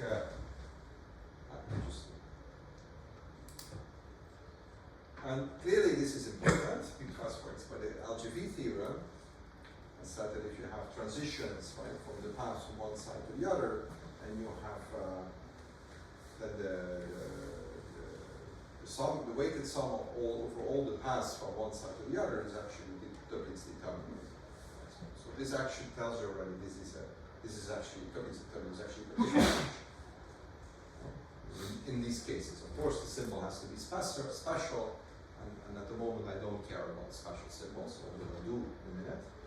But for now, it's just let us look at this general setup. Now there's a very nice theorem. There is the strong Seguelin theorem, and there's the weak Seguelin theorem. And the stronger is really stronger than the weak, so I'll just only talk about the strong Seguelin theorem.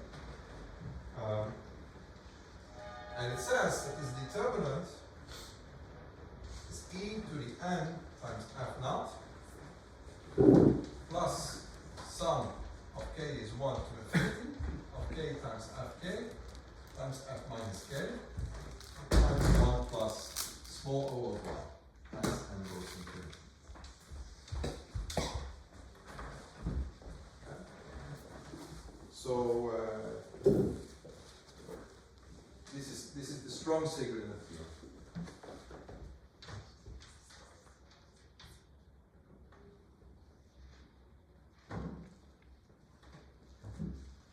This has a very long history, so we have to only see we have the first term, the exponential of first term. The first term is called the weak Seguelin theorem.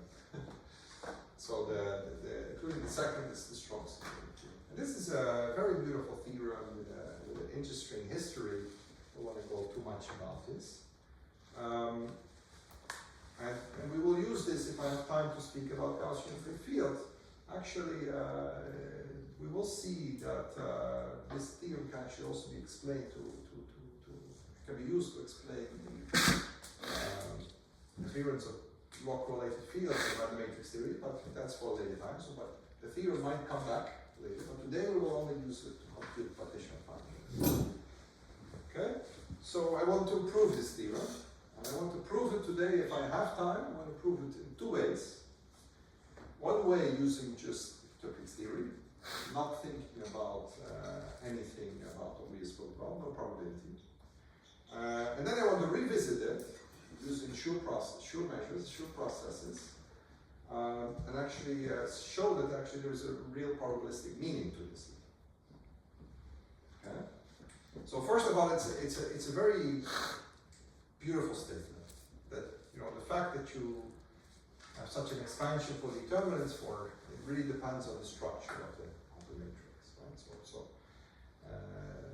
it's really a fantastic statement, and I will show you later in the proof that it relies on some beautiful identities. So you will appreciate it even more when I give the proof. And actually, I will not prove. I will not so much prove this theorem. Actually, I'll prove something stronger. I will actually prove. This is a theorem. This is called the Borodin-Ogunkov identity.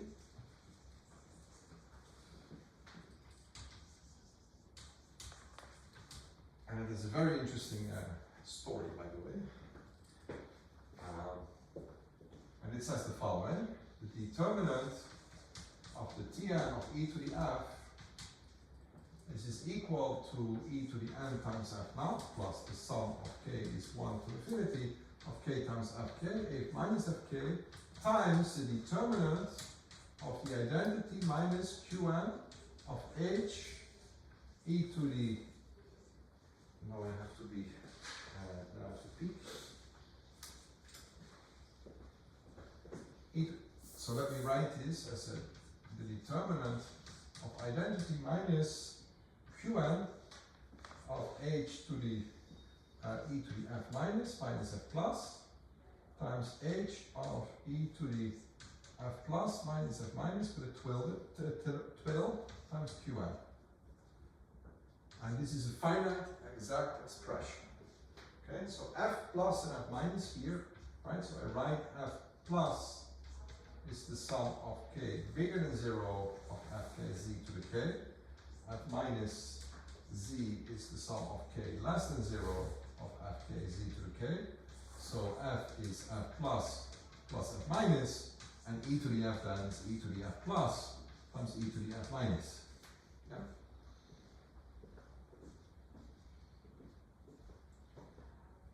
Just to get right, so these are just this f plus and f minus.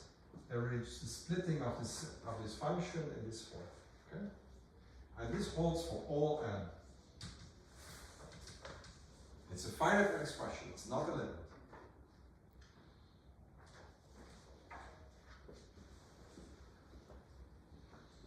And these are the Hankel matrices. Right? Remember this with the Hankel matrices? Qn is also clear what that means. You remember what this is? Maybe not. So let me say, so if I have a matrix, Qn mean like multiplying with Pn on both sides, that's this one.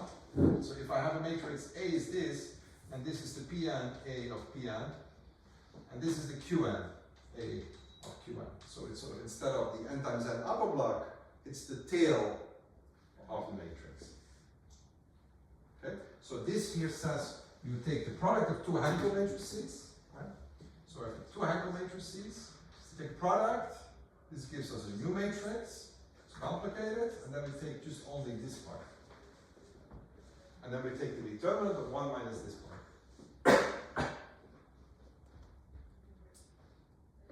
Yes? Yes, is that okay? Or? What exactly is this block decomposition? Sorry.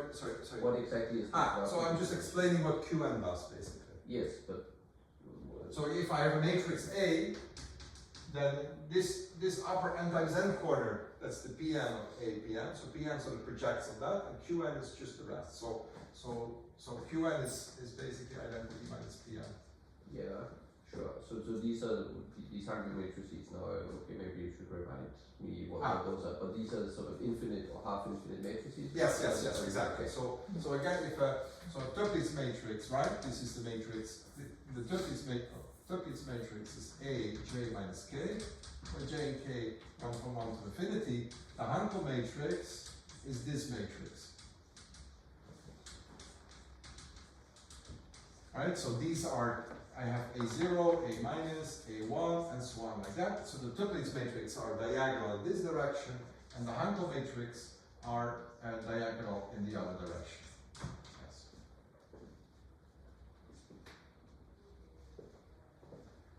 Yes?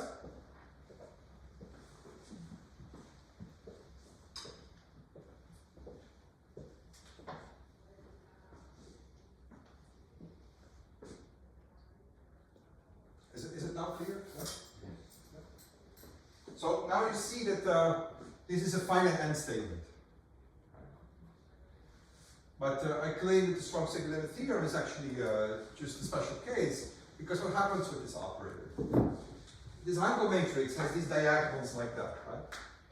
I told you F should be smooth. That means that the Fourier coefficients are dying out. So these Hankel matrices, these anti-diagonals will decay very quickly. So this is basically, you should think of this as like a compact operator, or maybe like a, maybe even just say finite rank, you'll have finitely many Fourier coefficients. Then it's finite rank, right? So these are harmless. Now I multiply two of those, but in the end I take this part here. But this will only have coefficients that are dying out very fast. So when n goes to infinity, you can actually show that this goes out very fast. So this determinant converges to 1. It's just the determinant of the identity, which is 1. Okay? You can make this precise.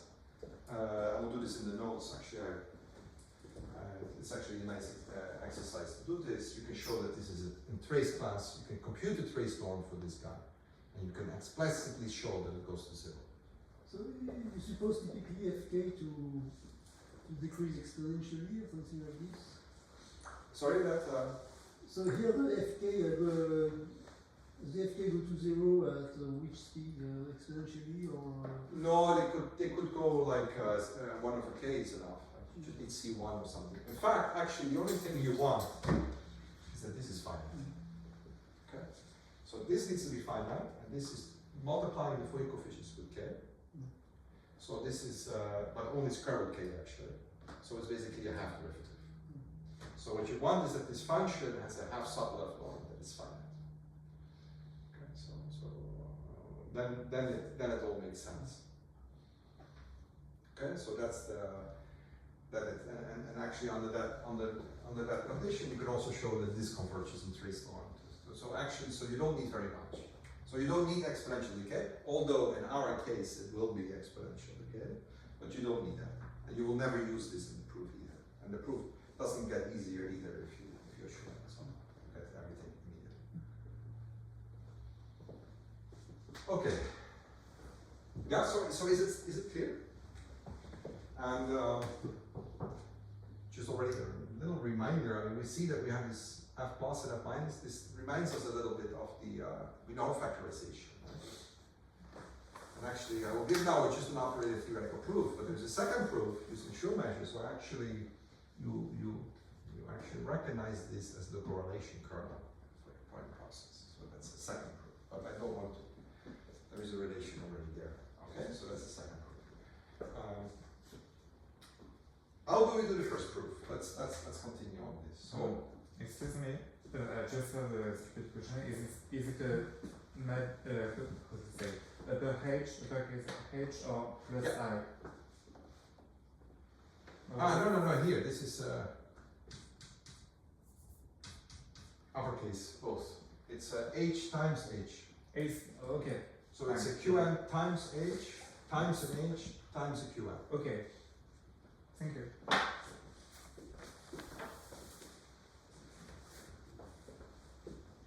Okay, so we're gonna prove this. Okay, and I'm gonna prove that theorem, so I can erase this.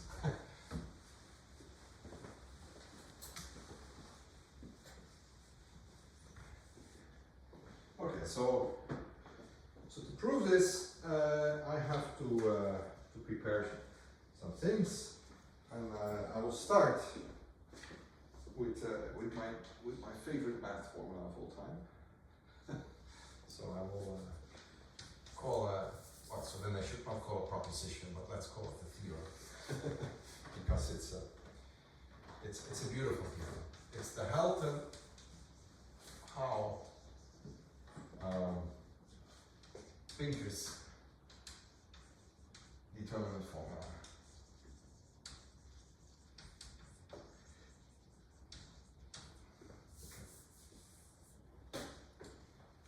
And this has this is really a beautiful identity.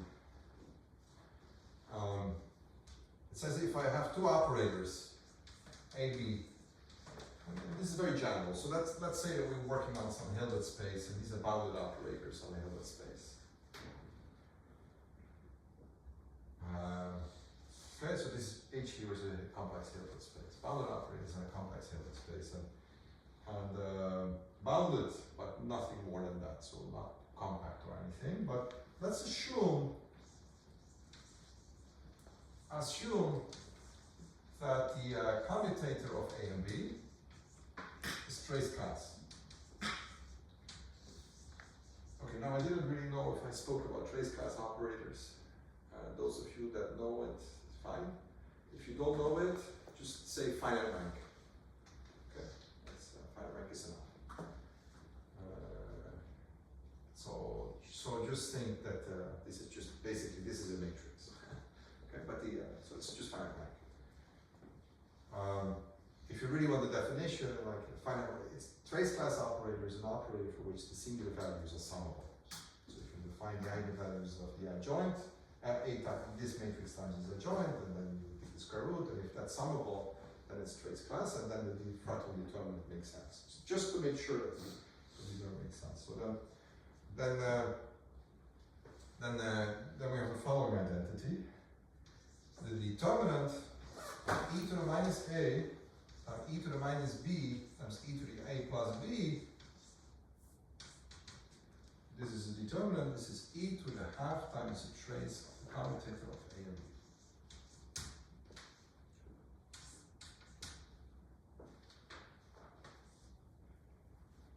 So this is, I love this form.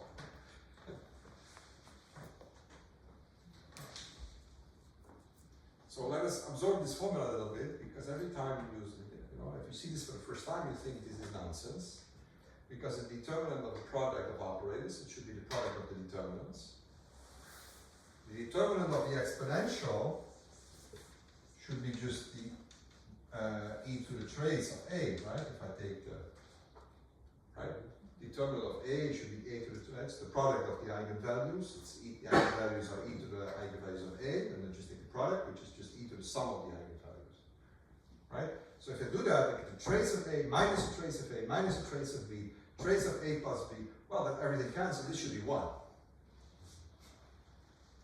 So, and that matches also because, you know, we know that the trace of a and b, well, the trace of ab is the trace of ba. You probably have taught that in linear algebra. So, yes, so am I writing nonsense here? No, I'm not writing nonsense. Why? Because these are operators. And for operators, you cannot, the determinant, I claim that this is true if this operator is trace class. If this operator is nice, then it's true. But in general, it's not true. I mean, the determinant you can think of as the product of the eigenvalues, but the product of eigenvalues for operators might be divergent. So it doesn't, so I cannot take the determinant. And this is also true, right? I cannot, this is not defined. I cannot take the trace of these operators. I'm taking basically infinity, and I'm saying it's equal to infinity, but I can say infinity minus infinity, and that can be whatever it is, right? If you, so this is, you cannot use this identity. However, if you know that the commutator of the two is nice, then it's correct. I love this formula. I love this formula because the first time you think about it, this is complete nonsense. And that's my first reason I like it. The second, the proof is rather elegant. And the second reason is that this is behind a lot of beautiful. This is the reason why, so if you know already about Gaussian fields appearing in random matrix theory or in random tilings, this identity is what is behind it. It's really, in the end, it boils down to that. So it's a beautiful identity, and the proof is actually, okay, so I was thinking of giving a proof of this identity, but it's, there's a proof in the notes, and maybe I will not do it. I will just say a little bit how it works, because it connects to something very beautiful. Okay, so the proof, so let me just say the proof. Let's come, you can form this determinant. I put a t in front of it.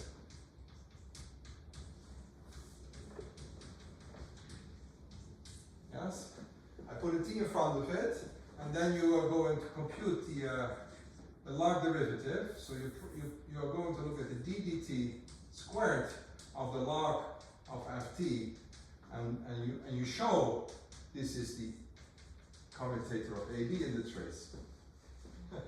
Okay, and the proof in the notes. Okay, it's a tedious computation, or not tedious. Actually, it's a nice computation. But since I'm already a little low on time, I will not do it. Okay, and why do you get a trace? Well, we start with a determinant. You take the log of the determinant. The log of the determinant is the trace of the log, as long as things are well defined. Then you take a derivative, and then you take a derivative, and then okay, you see what terms come in, and then you just show that it's this. Okay, it's not a trivial computation at all, because in the end you will use that the trace is cyclic, but you can only use it when the matrices are when one of the matrices is trace class. So it's a subtle computation. Okay, so this is a subtle computation. So I'm going to give another proof, which is a bit of a hand-waving proof. But those of you that know something about Lie algebras will like this very much. So this is called the Baker-Campbell-Hausdorff formula. Baker-Campbell-Hausdorff tells you, for example, if you have an e to the x and you multiply with an e to the I, and let's say that these are matrices or whatever you want, then this is e to the x plus y. But it's not quite that. it's going to be, well, it depends a little bit what you want. It's going to be something. You can write this as a product of maybe a commutator of x and y. And you can take another product here. So actually I should write this differently. This is the e to the x plus y. This e to the x times e to the y. And then we have some formula with nested commutators. Okay? Okay, now I don't take this too serious, okay? And because there are some factors here and I don't know them by hand, but there is a nice way of writing, just for general, there's a formula which is, actually this is called the Zassenhaus formula. And it follows from Baker-Campbell-Hausdorff formulas, is that if you take the sum of an exponential of a sum, then it's the product of the exponential, but you have to make up with commutators. It keeps going, right? And it keeps going, and it keeps going, and it keeps going. So that's why since it's going, that's why my proof is not rigorous. Okay. Right? So if I bring these two on the other side, right, I get e to the minus y times e to the minus x, I get a product of all these exponentials. And it keeps on going and keeps on going. You get nested commutators and commutators and commutators. But now, if I take the determinant of this guy, that's the determinant of the product. And now I can take the determinant of the product because each of these is trace class. So then I get the determinant is the determinant of the individual terms. Because everything is trace class, I can take the product of the determinants. And the determinant now is e to the trace of this, which is the first term here. And here I can actually use the cyclicity of the trace because this is trace class. And trace of AB equals the trace of BA if A or B is trace class.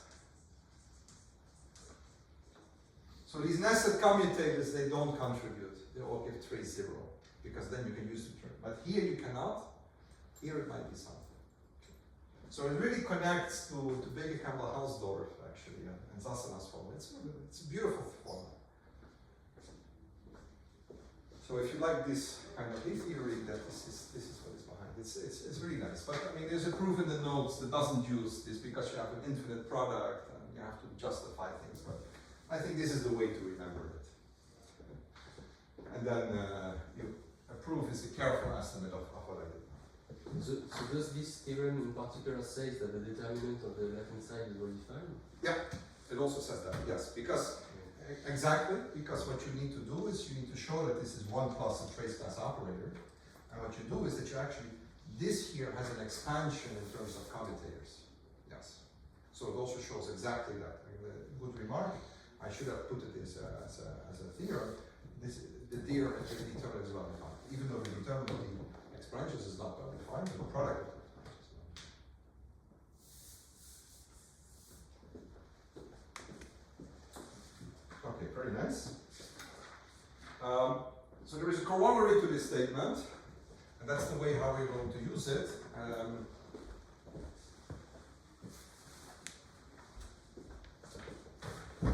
If I take the determinant of e to the minus a times e to the minus b times e to the a times e to the b, this is e to the trace of a and b. Okay, so you drop a half, and then it's the product of those.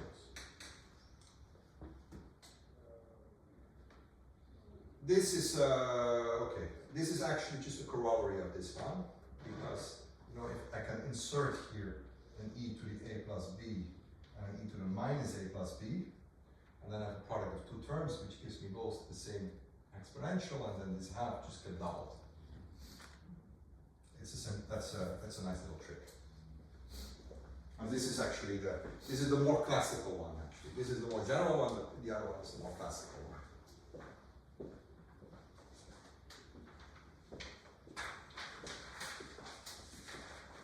So let me show that this is really, that we're not doing nonsense here. Let me really show that this is, is really nice. So let us assume, let's compute now the determinant of e to the minus t of f.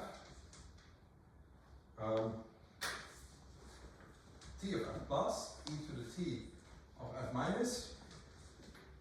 Yes? Sorry, plus e to the t of f plus e to the t of f minus. Yes, I will compute this one. Okay? So now we're just taking from our A and B, I'm going to take Duits matrices. Is it clear what I wrote? It's a Duits, and f here again is f plus f minus as before. I claim that, you know, here it gives a very nice answer.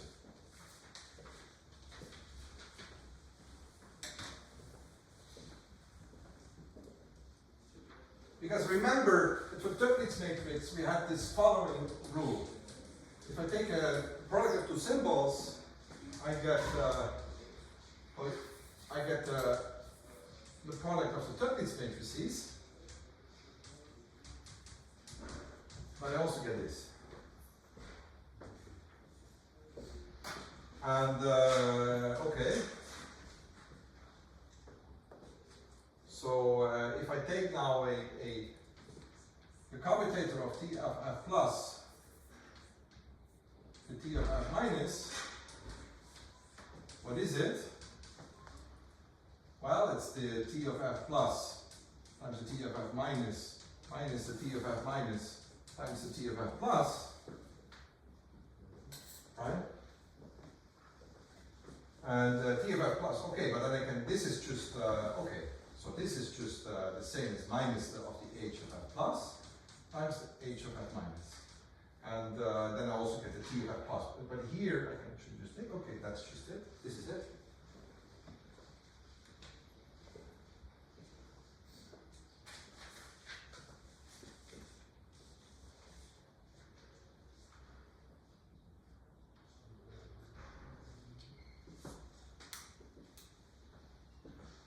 Right? So if I apply this theorem, what I will get is e to the half, and you can just check it. You have to check, you have to now take a and b to be tf plus and minus tf minus, right? If you just take it, what you get is the trace of h of f plus times the h of f minus twiddle.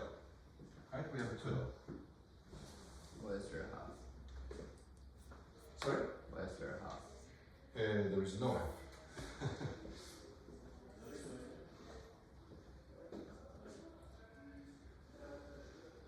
And this is a Hankel matrix, right? It's a product of two Hankel matrices. It's a little exercise to the rear. This is e to the sum over k is 1 to infinity to k times fk times f minus k. Just compute it, okay? And that's the term that we saw in the strong state within the theorem. It's very beautiful. So you see already that for Duits matrices, it's okay, right? So the point is that our operators, Duits operators, they're bounded operators, and they're really not compact, right? I mean, they have really full rank. I mean, these are definitely not compact, right? But these Hankel matrices, the values decay, so they're much nicer operators. So they typically are compact, and actually you can trace class, or you can finite rank somehow. So you can, the Duits matrix can have full rank, but the Hankel matrix can be a finite rank. And the commutator of the Duits matrix is okay, that's a product of Hankel's, okay, so that's nice. So this theorem applies perfectly. Of course, when f is, when the Fourier coefficients don't die off, this fails. And this is an interesting case. This is called Fischer-Humphrey asymptotics. This is related to Fischer-Humphrey asymptotics, which is a whole topic on its own. So that's very nice. Okay, so now let me get to the proof of the Boving-Kunkov identity.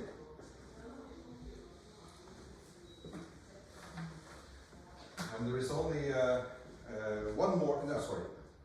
There is one more theorem, little lemma that I need.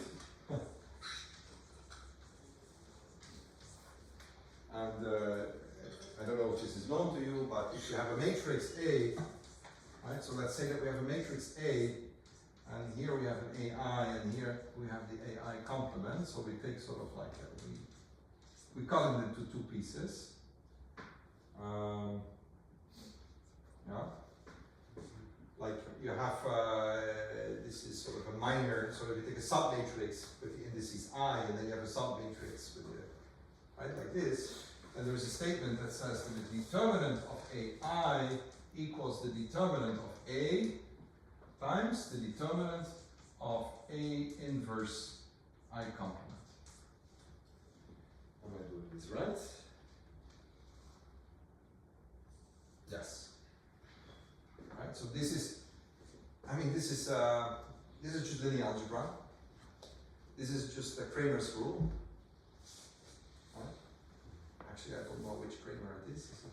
No, I don't think it's the French one. Right? No, that's with the K. Is it right? So maybe it's the Dutch one. I don't know. Kramer's rule. That's for computing the inverse. But this is now for principal minors. If you compute the principal minor of one submatrix, right, then I can just go to the complementary minor for the inverse at the cost of computing the determinant of one matrix. That's a standard trick. Again, you know, I told you this course is full of tricks from linear algebra. This is one of them. The way you proved it, the Schur complement formula that I also mentioned. There is a proof in the notes.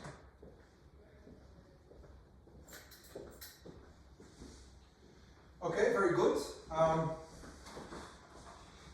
So now I have everything ready for proving the volume effect.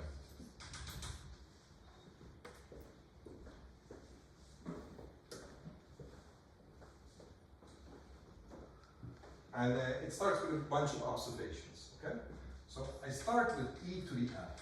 Okay? This is e to the f. This is where I started with, right? So there's a bunch of claims. So first of all, I write this as f minus times e to the f plus, and then I can say this is t of e to the f plus times t to the e to the f minus. Okay? There is no Hankel part because the right part has only negative Fourier coefficients.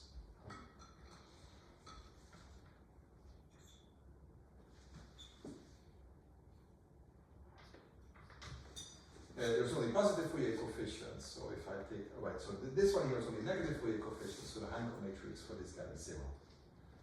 Yes. Okay? This is an obvious thing. So that's the first claim. That's one. Second, note that this is actually, so these are upper triangular. This guy here is upper triangular. And this is lower triangular. I claim that I can write this also as e to the t of f minus times e to the t of f plus.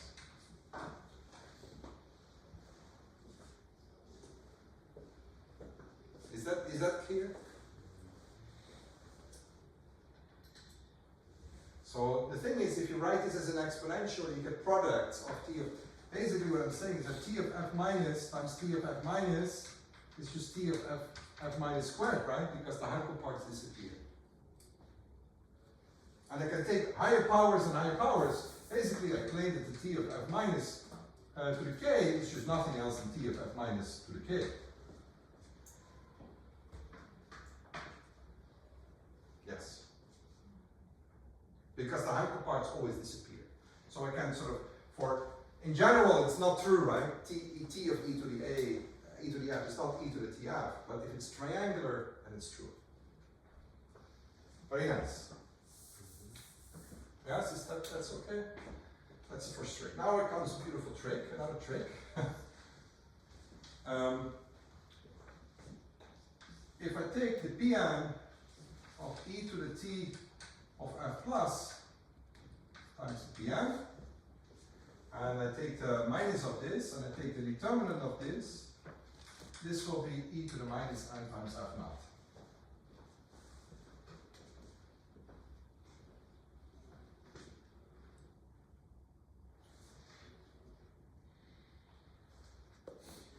This is not very difficult. Why not? Because I just told you that if this is a triangular matrix, right? So e to the is also a triangular matrix. So we just take the product of the entries on the diagonal, and the entries on the diagonal are just the zero Fourier coefficients of f. I included it in plus. So that's this. I can also do this with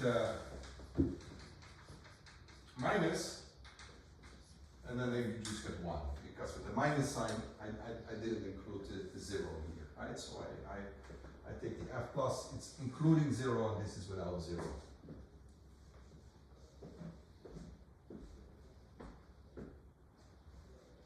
Yes?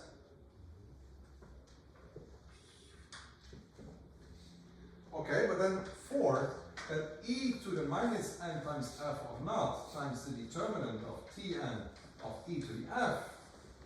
If I just use these formulas, I can write this as the determinant of Pn of e to the t of f plus with a minus Pn times t of e to the t of f minus times e to the t of f plus times Pn times e to the minus t of f minus Pn. Yes, because this is a determinant. I can actually first write this as the product of the 3 determinants, and then I just write that the product of determinants is the determinants of the product. Right? So we have this term, I just put it there.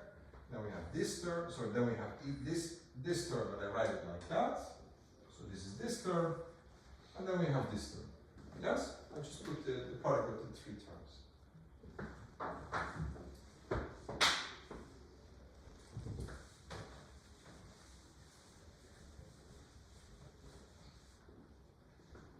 And now comes a crucial step.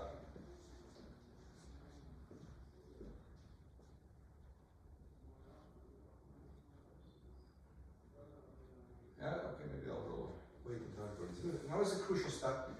This is a lower triangular matrix. This is a lower triangular matrix. Right? This guy. I'm cutting the nth. I'm cutting at the nth columns, and I only take a look at this part. And this I throw away. Yes? I'm also cutting only the first n columns. But wait, since it's lower triangular, these were already cut.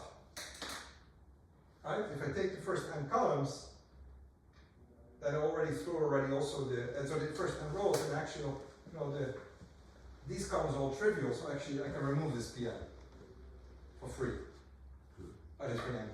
So this is the determinant of the Pn of e to the t of f plus times e to the t of f minus times e to the t of f plus times e to the t of f minus to the minus here. I hope I did it right. Yes. Times Pn. Yes?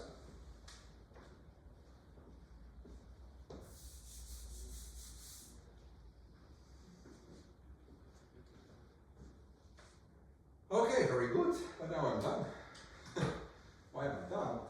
Because I can just use the Jacobi identity. This is just the determinant of the e to the minus t of f plus times e to the t of f plus f minus times e to the t of f minus times e to the minus t of f plus times the determinant of the inverse of this guy and the complementary, right? The complementary part. This is where the Qn come in. This is the complementary part. So this is going to be the determinant now of the inverse. So it's basically Qn.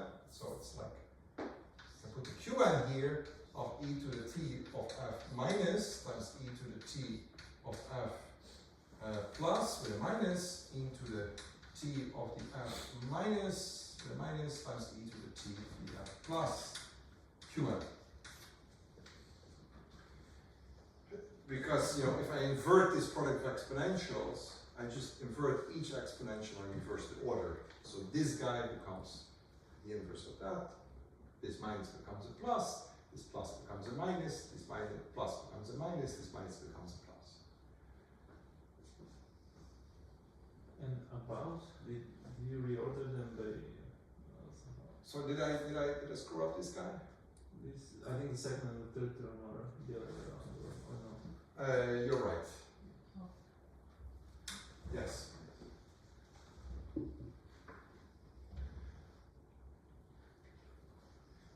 Yes? So Jacobi identities, right? So this is Jacobi.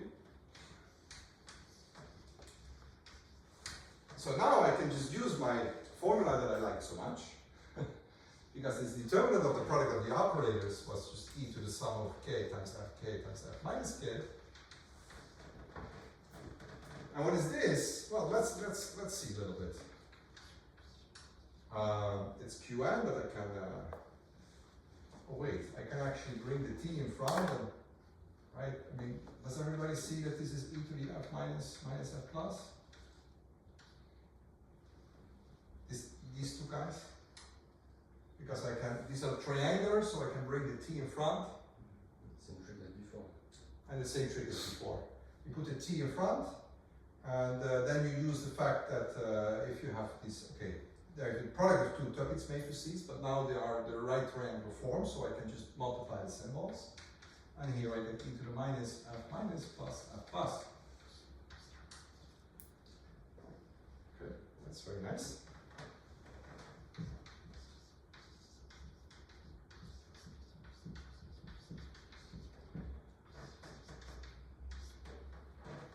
So let's do it one more time.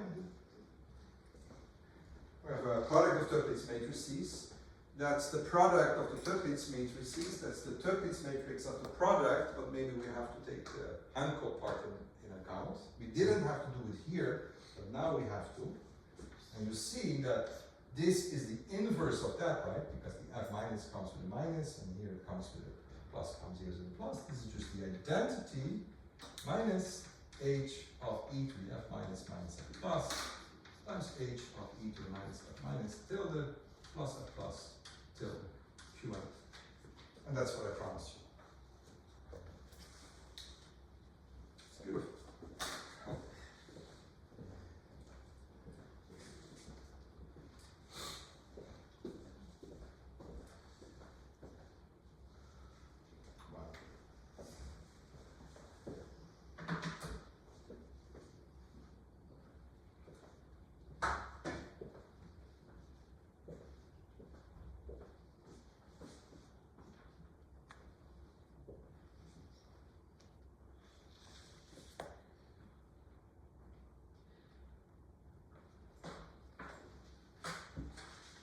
So, yes, so is that clear? Yeah.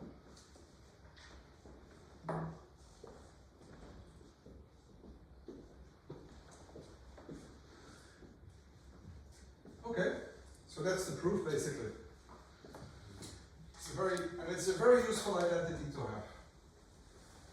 And we might see it coming back in the next lectures too. It's really it's a very beautiful thing. Okay, so now let me get back to the to applying this theorem to compute. Actually, we don't really need this theorem, but we just need the strong single limit theorem actually to compute the partition function. But I might say a few words more. So now there's a theorem. Let's take the Aztec Diamond.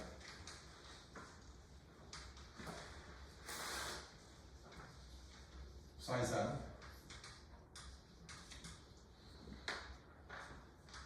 With minus parameter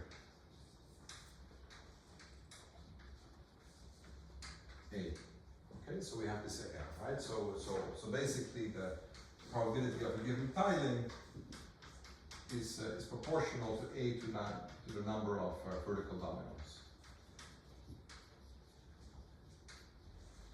Yes.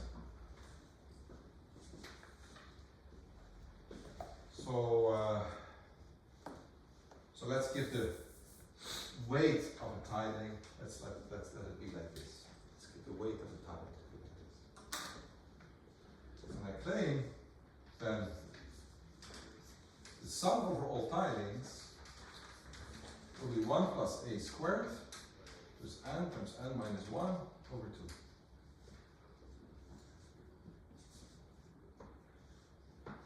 So the number of possible tilings of the hexagon is 2 to the n over n minus 1 over 2, right? Because if the weight here is an a is 1, and take the total weighted sum and just get the total number of tiles, and it's 2 to the n times n minus 1 over 2. Tilings Of the Aztec Diamond of size n. Yes, you will hexagon. Oh, of hexagon. Of the Aztec.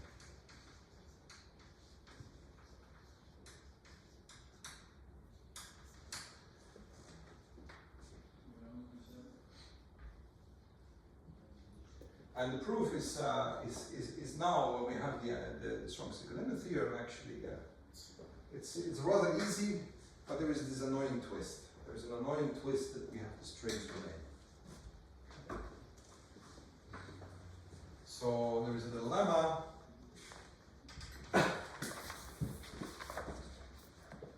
Take the symbol a of z is 1 plus az to the n times 1 minus a over z to the minus n. Take this symbol. Then for any n bigger than capital N, we have the determinant of Tn of A equals Zn times Zn minus 1.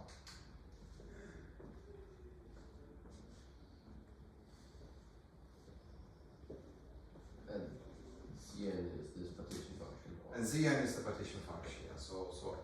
So this is Zn.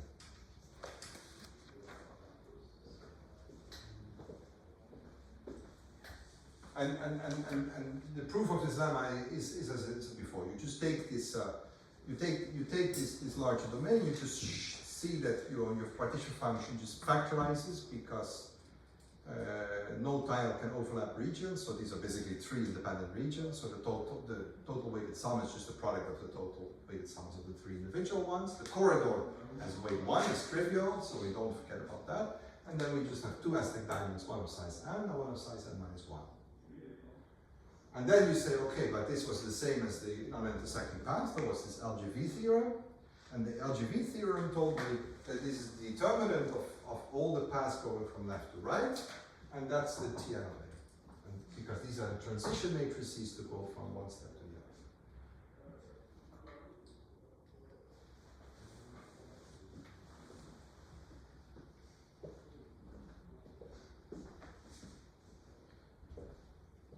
Yes?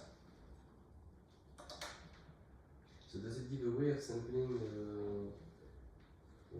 random tiling of size n, starting from a random tiling of size n minus 1? Let's say I want to do simulation. Yes, that's not really what I'm doing. So that's another way of doing the partition function. That's not what I'm doing here. I will do this in the next lecture. Okay. So that's an easier way actually to prove it. But I want to show off some strong single limit theorem. That's actually an easier way. And this way that I do here also applies to other types of models. As long as you have as long as you write non-intersecting paths, you can always find, and because for the general non-intersecting paths, the partition function of the non-intersecting path ensemble is determined. And so the strong single limit theorem tells you what is the limit. And this helps for all n bigger than n, so I can also take the limit from n going to infinity. And now I just apply strong single limit theorem. Okay? You have to compute the strong single limit theorem, but we already have the Wiener-Hopf factorization, so we know we write this as an exponential form. It's the log of 1 plus az, and then 1 minus the log of 1 minus az. You just plug it into the formula, and this gives you 1 plus a squared to the n squared.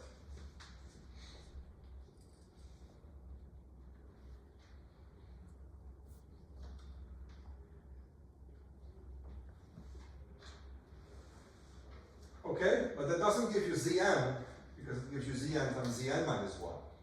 But okay, if you have Zn times Zn minus 1, so So the next step to the proof of this theorem just says that Zn is Zn times Zn minus 1 over Zn minus 1 to Zn minus 2 times Zn minus 2 times Zn minus 3 over Zn minus 3 to Zn minus 2, 4, and so on. You write a telescoping, product until you hit 1 or 0, and then you know that, okay, you compute it for the size 2, for the size 1 I can compute, there are 2 possibilities, right? So, and for size 2 I can also compute it, there are 8 possibilities.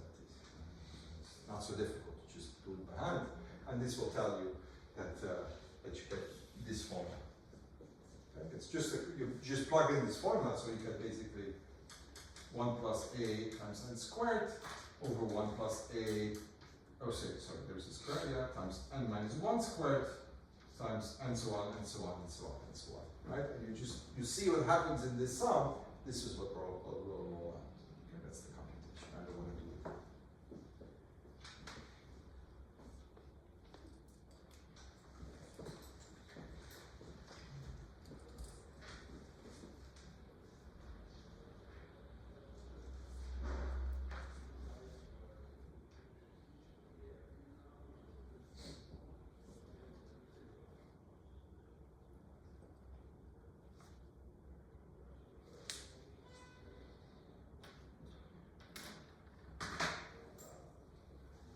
Yes, okay, so now I have 10 more minutes to do some symmetric function theory. So We have more than 10 minutes, right? It's quarter to 1, right?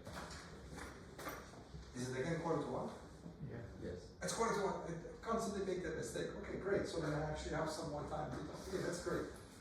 Why do I constantly make that mistake? Yeah, last time also. Sorry about that. I think the first 2 times it wasn't quarter past, so it's stuck on my hand. Okay, very good. Okay, so great. So then I actually have some more time to speak about this. Okay. So that's so it's clear now why this is true, right? So how to prove it? Okay, so this is clear. Okay, very good.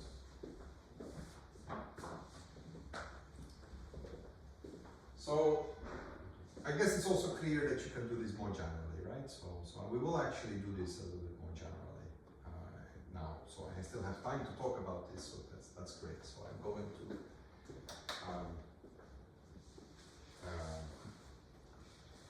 go to the next topic. Okay, so any questions about this? Because then no? We will do this again, and I will.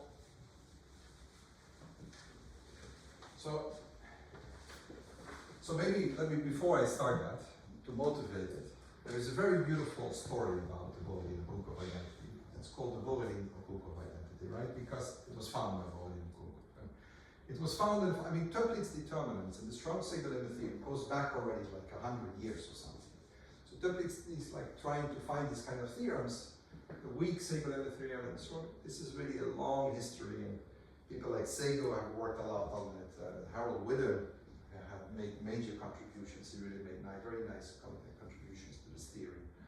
And lots of people looked at it. Baser, Britcher, lots of people.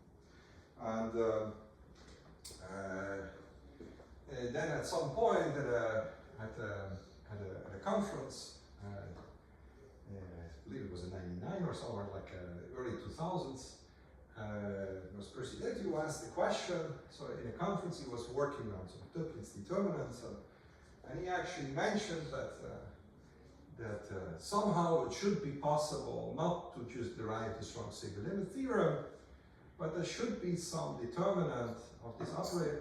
There should be a correction term, something of this type. There should be some kind of Fredholm determinant identity. I don't really know how he came to that conjecture, but he said, like, I feel something like this should be. We should get an expression for that. And in the audience were Borodin and Kunkov, and they sort of immediately realized how to do this. They said, yes, of course, this is trivial. And you can write an identity like that. And really, so the people, Turkish people were in the room, really, can you do this? yes. And they basically wrote a very short paper, short proof, very highly cited.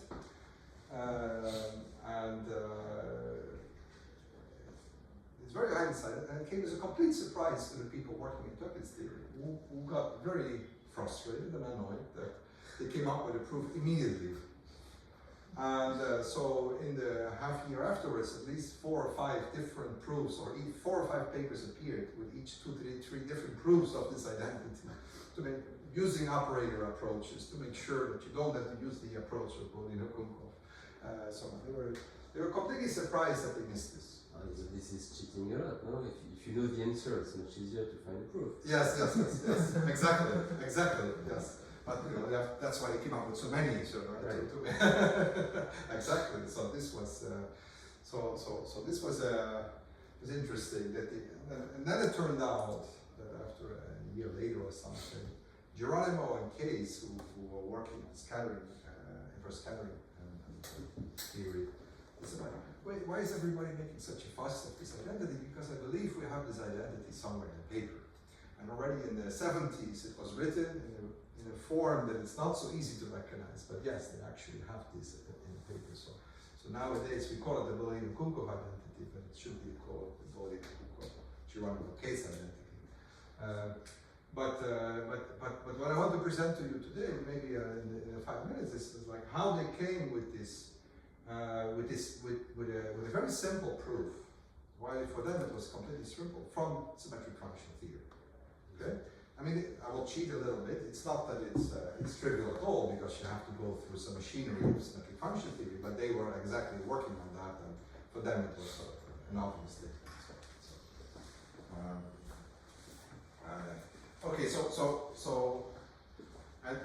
And one of the important points is that we will see is that this operator, I will identify this extra term as a gap probability for the determinantal point process. Okay?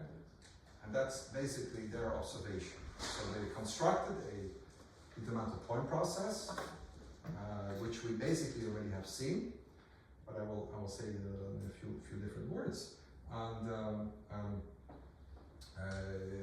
then there was another identity they used for that process called Kessel's identity, which gives basically the full answer. Okay? So for them it came out very, very natural from the theory of symmetric function theory. Okay? And I just want to be very quick today now, so I will just indicate a little bit how they were thinking and how it's going to be used, because it's a very beautiful proof as well. So this will be a very, very much of a crash course in symmetric function theory, and it's probably you're very unfortunate that I'm the one doing that, because I know very little about this. I've seen lots of things, but I've never really worked on the combinatorial details. So I'll give you just a very quick course. Okay. So what we'll start with is with the space of symmetric polynomials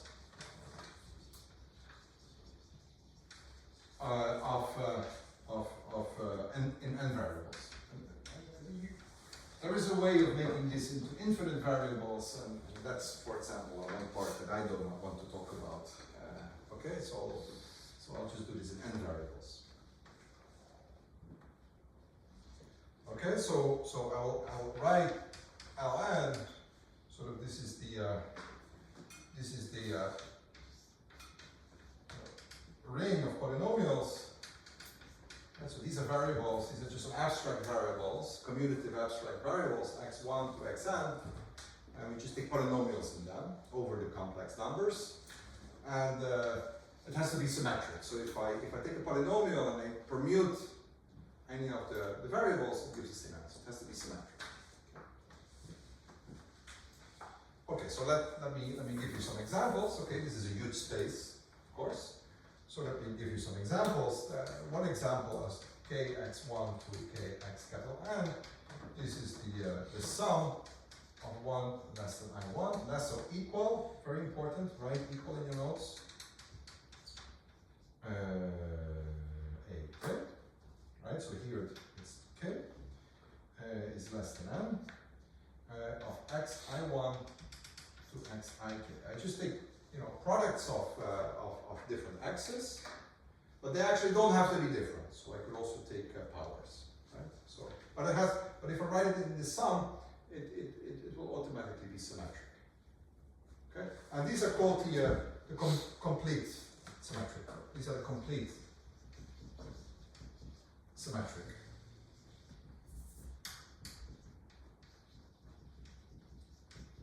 Polynomials. And then you also have the elementary symmetric polynomials.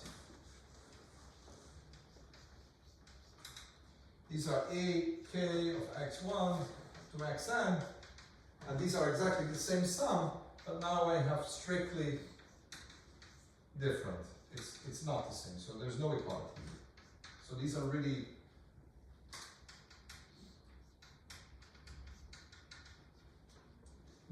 different triangles, so you don't have any product of powers.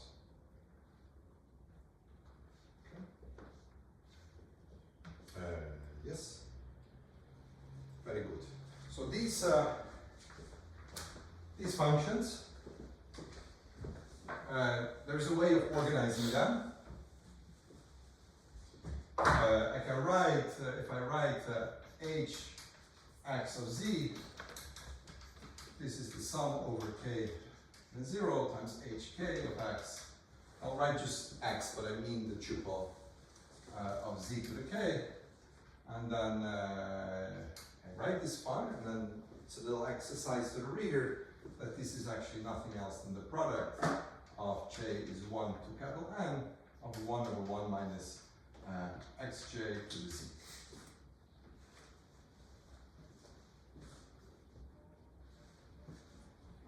Okay, and then the same thing for the complete symmetric functions. This is 1 plus xj times z times the product. Okay, this is just some little claim. You can just my handwriting gets worse. Okay, so this is basically just the so note they are sort of related because the hx of z times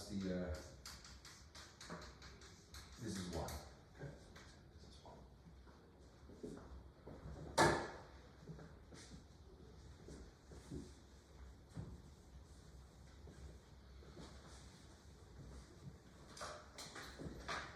Okay, and these are some nice functions because if you look at the space of, if you just look at the complete symmetric functions, they generate a whole algebra. You can write any symmetric polynomial as a polynomial in these variables, hk, and the same for ek. Okay, so they really build your entire space. There is another polynomial that we like. That's the Chaire polynomial.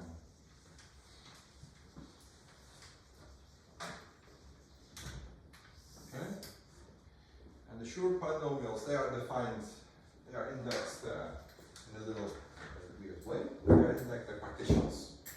Okay, so I have a lambda, which is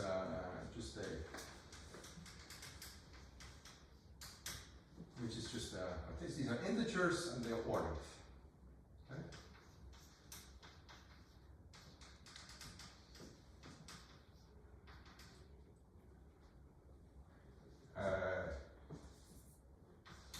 Yes.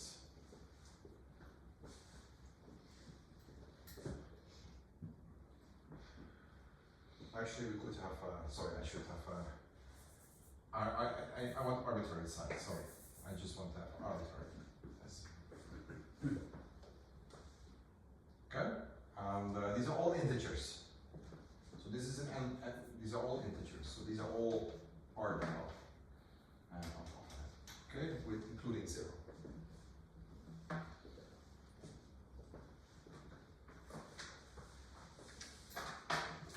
And well, a long story short, so I'll make a little shortcut. Then I can define now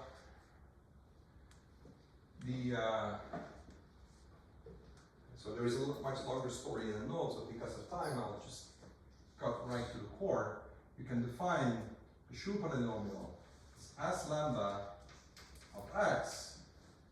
This is what? This is the determinant of what? Of these complete geometric functions, the complete symmetric functions, lambda I minus I plus j x1 to the x capital N, divided by the determinant of x I to the n minus j, and I and j run from 1 to n, and this also I and j run from 1 to n.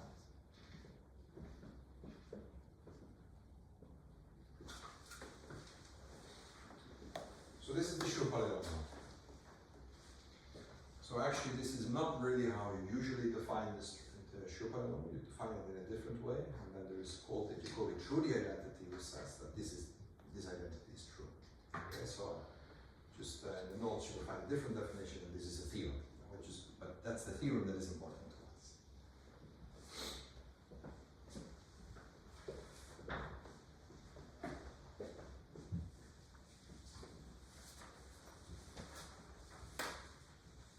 Now we erase the Lauréat identity.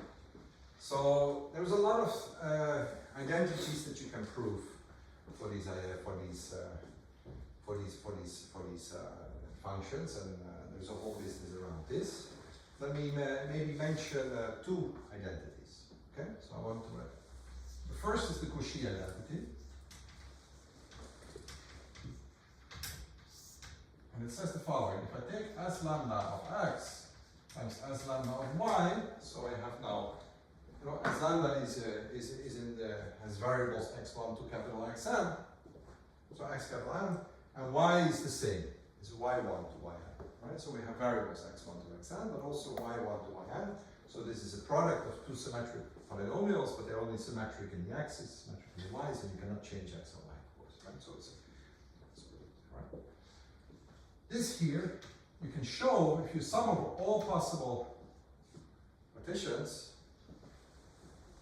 this is equal to 1 over the product of 1 minus xi times yj. And I and j run from 1 to capital N. This is the Cauchy identity.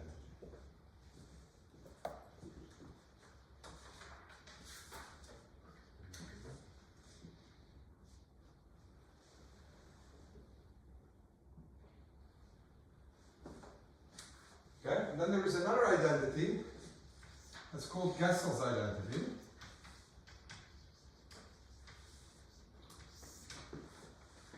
And it says that the determinant of t and phi, look, its determinant, this is the, it's exactly, of psi, I mean, this is psi.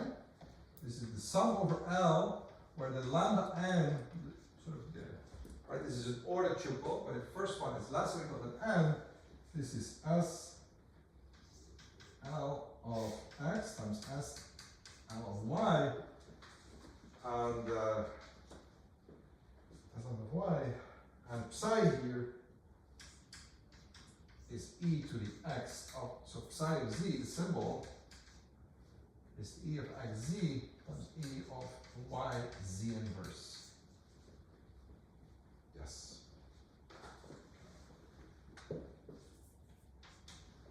What is the little indexing?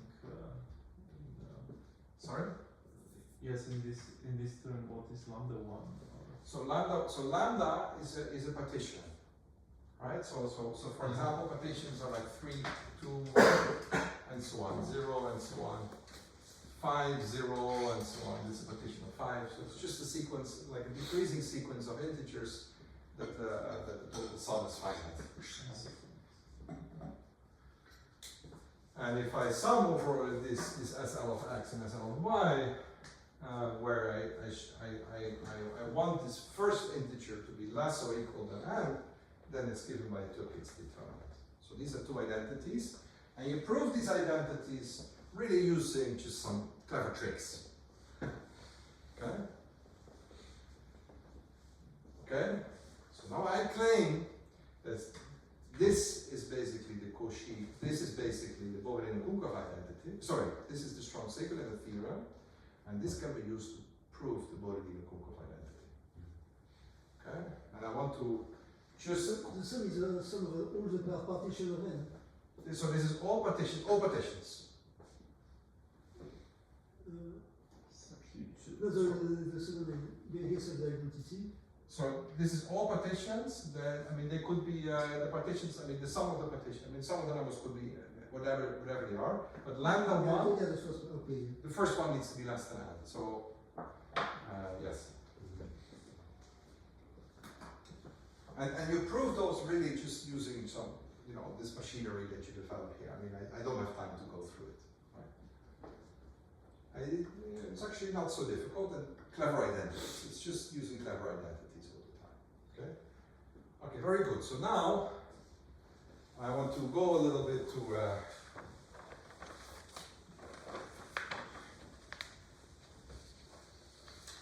now I can go introduce what is the Schur measure.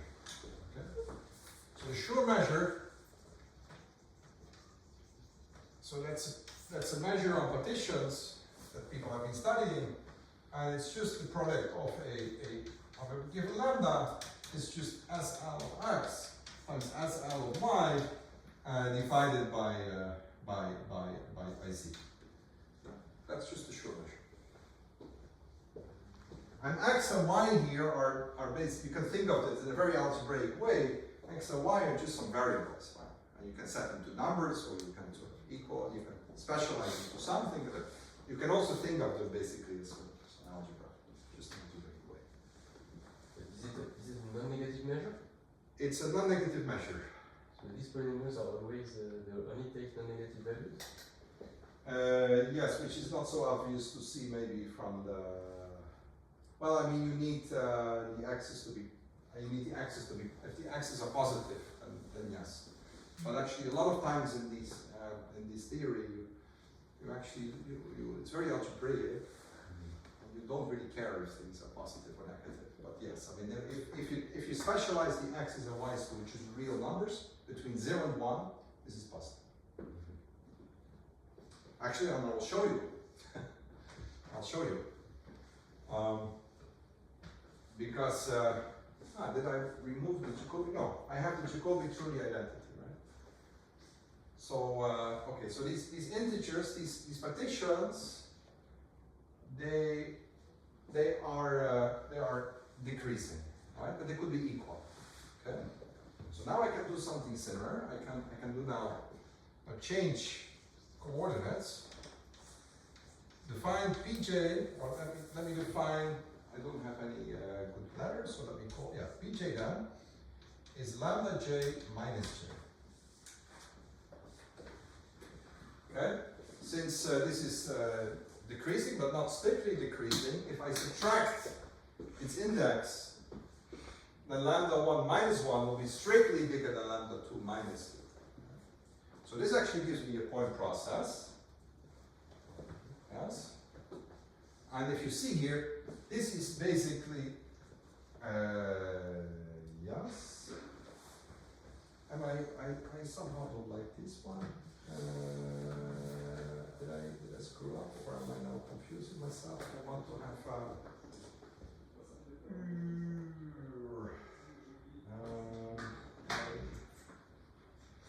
I'm screwing up something here, or not.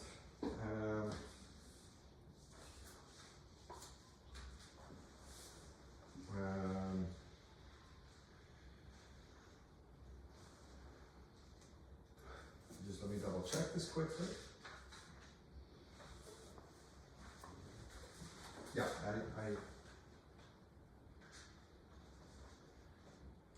Jacobi-Trulli. Okay. Okay. Yes, of course. Yes, it's okay.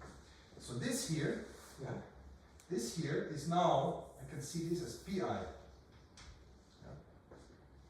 And I can write this as minus j. That was what I was missing. Yes? Yes? So what you see here is a Toeplitz matrix. It's a determinant of the Toeplitz matrix. Right? And the H matrix, so these H, these are the symmetric polynomials, they have generating function given by this. So we actually get a Toeplitz, this is a Toeplitz matrix with this symbol. So I claim that the Schur measure can be actually viewed in a very nice way as non-intersecting paths that are like this. So you have a column like this. So let me just do this. This is the underlying graph.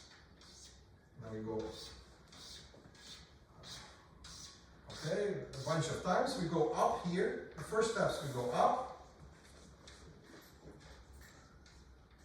And then after some point here, we go, all these things go down. So these go all up, but then here they all go down. So we have these type 3 columns, these are type 3 columns, and this is type 4 columns.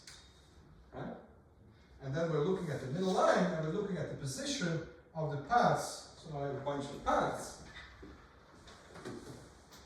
Right? So I have a bunch of paths that go like this, and they go from 0 minus 1 again, 0 to minus 2, and so on. And here I have 2m minus 1, and they go down, right? And these paths, they're all non-intersecting, like this. I mean, I drew this picture in one of the earlier lectures, right? You remember this picture? Yeah? So we have paths that basically, we only have geometric up and we have geometric down. Right? Okay, very good. So, right? So I basically say that the non-intersecting path measure and the Schur measure are the same. Yes? So from the non-intersecting path picture, once I have this, I know that the partition function is the determinant of the Toeplitz matrix, which is just constructed out of this hxz times hy of z inverse. As long as n is large enough. So this h, right? So this h here was, so again, h of xz is the product of 1 over 1 minus xj and z. J is 1 to get n. Because they generate my symmetric functions, and it's exactly those that you get here. These are the Fourier coefficients of this matrix, of this symbol. Wait, but then I also can take the limit n to infinity of this determinant, and what I get is this value. So this should match with the strong single limit theorem, and it does. Do the computation. The strong single limit theorem gives you the Cauchy identity. So that's a very nice way. So if you come from symmetric function theory, that's the way you prove the strong single limit theorem. You prove the Cauchy identity, and then you show that the Schur measure, actually the partition function of the Schur measure, is also a Toeplitz determinant, and you can set n to infinity, and this is what rolls out. Okay. Right? So now to complete the story, now you can also look at, for this point process, what is the probability that the first L1 is less than 1. So that means that the top path here, that's the P1, is below a certain value. Well, we know that this is just the determinant of 1 minus, because this is the probability of no Lj is bigger, right? So this Pj down here is going to be what? Right, so that the P1, so that there are no P's in Pj's in what? In n minus 1 to infinity, in n, no pj is bigger than n, yes? Because if L1 is less than n, then the P1, the top path is less or equal than n minus 1, so there are no paths above n, and this is just the determinant of 1 minus the kernel restricted to n to infinity, so this is the Qn of the kernel. Yes? Qn times the kernel. For this point process that we have computed.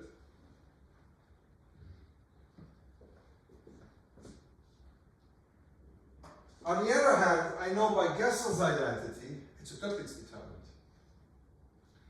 I also know that this is a Toeplitz determinant, the Tn of psi divided by z.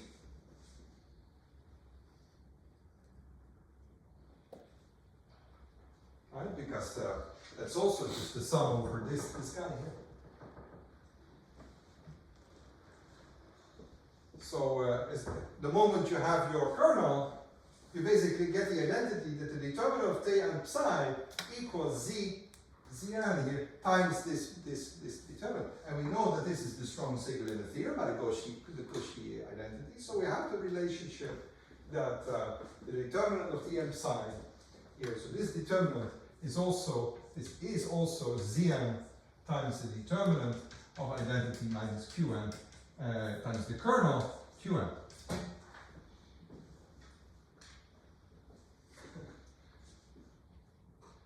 Now you have to understand that this kernel can be written in terms of this product of these Hankel operators that I wrote.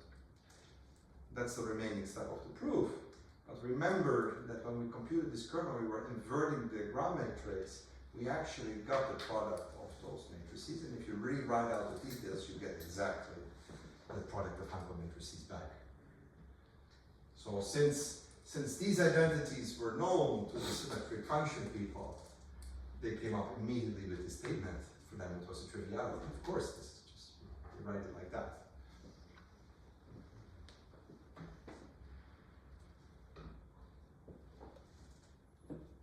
Okay, so I did push this down your throat, and even I still have 10 minutes, 10 minutes left. So I could have, but I hope it's sort of clear. I mean, there's a whole theory for the symmetric part. I don't want to go into that. It's very nice, actually. It's just sort of an alternative way of thinking. If you like, if you prefer that. I mean, you can either prove Gessel's identity and Cauchy identity by Toeplitz determinants, what I did basically, or you go the other way around. Good. Okay. So that's it for today. So next week there will be no lecture. We will see again in 2 weeks, and the question is also a little bit, what will I see more, right, for the rest of the lectures? I will do something, especially since it has been now asked in 2 ways. I want to go to some topics that I think are actually quite also currently very interesting. So one thing I would like to do is to study tilings with periodic weightings. So we do this setup, but it goes in a more complicated weights on the graph, and this will lead to more interesting behavior and some new structures. And so what I want to do is maybe spend at least one lecture talking about that. It will also, along the way, I'm not sure which one I will do first, but will also lead to a description of the shuffling algorithm. So if you wonder, you see all these pictures and papers, they're beautiful pictures, and you wonder a little bit, how do you generate those pictures? It turns out that there is a very nice way of generating, sampling these pictures exactly by building an Aztec Diamond iteratively. First build one for size 1, and then to size 2, size 3, and size 4, and so on. And it's an exact algorithm. There is a there's actually Markov dynamics on these Aztec Diamond, and it's also very interesting from a theoretical point of view. So I also want to spend some time on discussing that. So these two topics are definitely related. And then I might either spend one lecture on Gaussian free field fluctuations, or trying to look at models for which we do not have this nice structure. For example, an hexagon where you cannot really infer to ground matrix. What can you do then? This might also depend on interest stuff from your side. So if there's anything you would really like to see, then let me know. That might influence my decision for the last lecture. Okay, so we see each other in 2 weeks.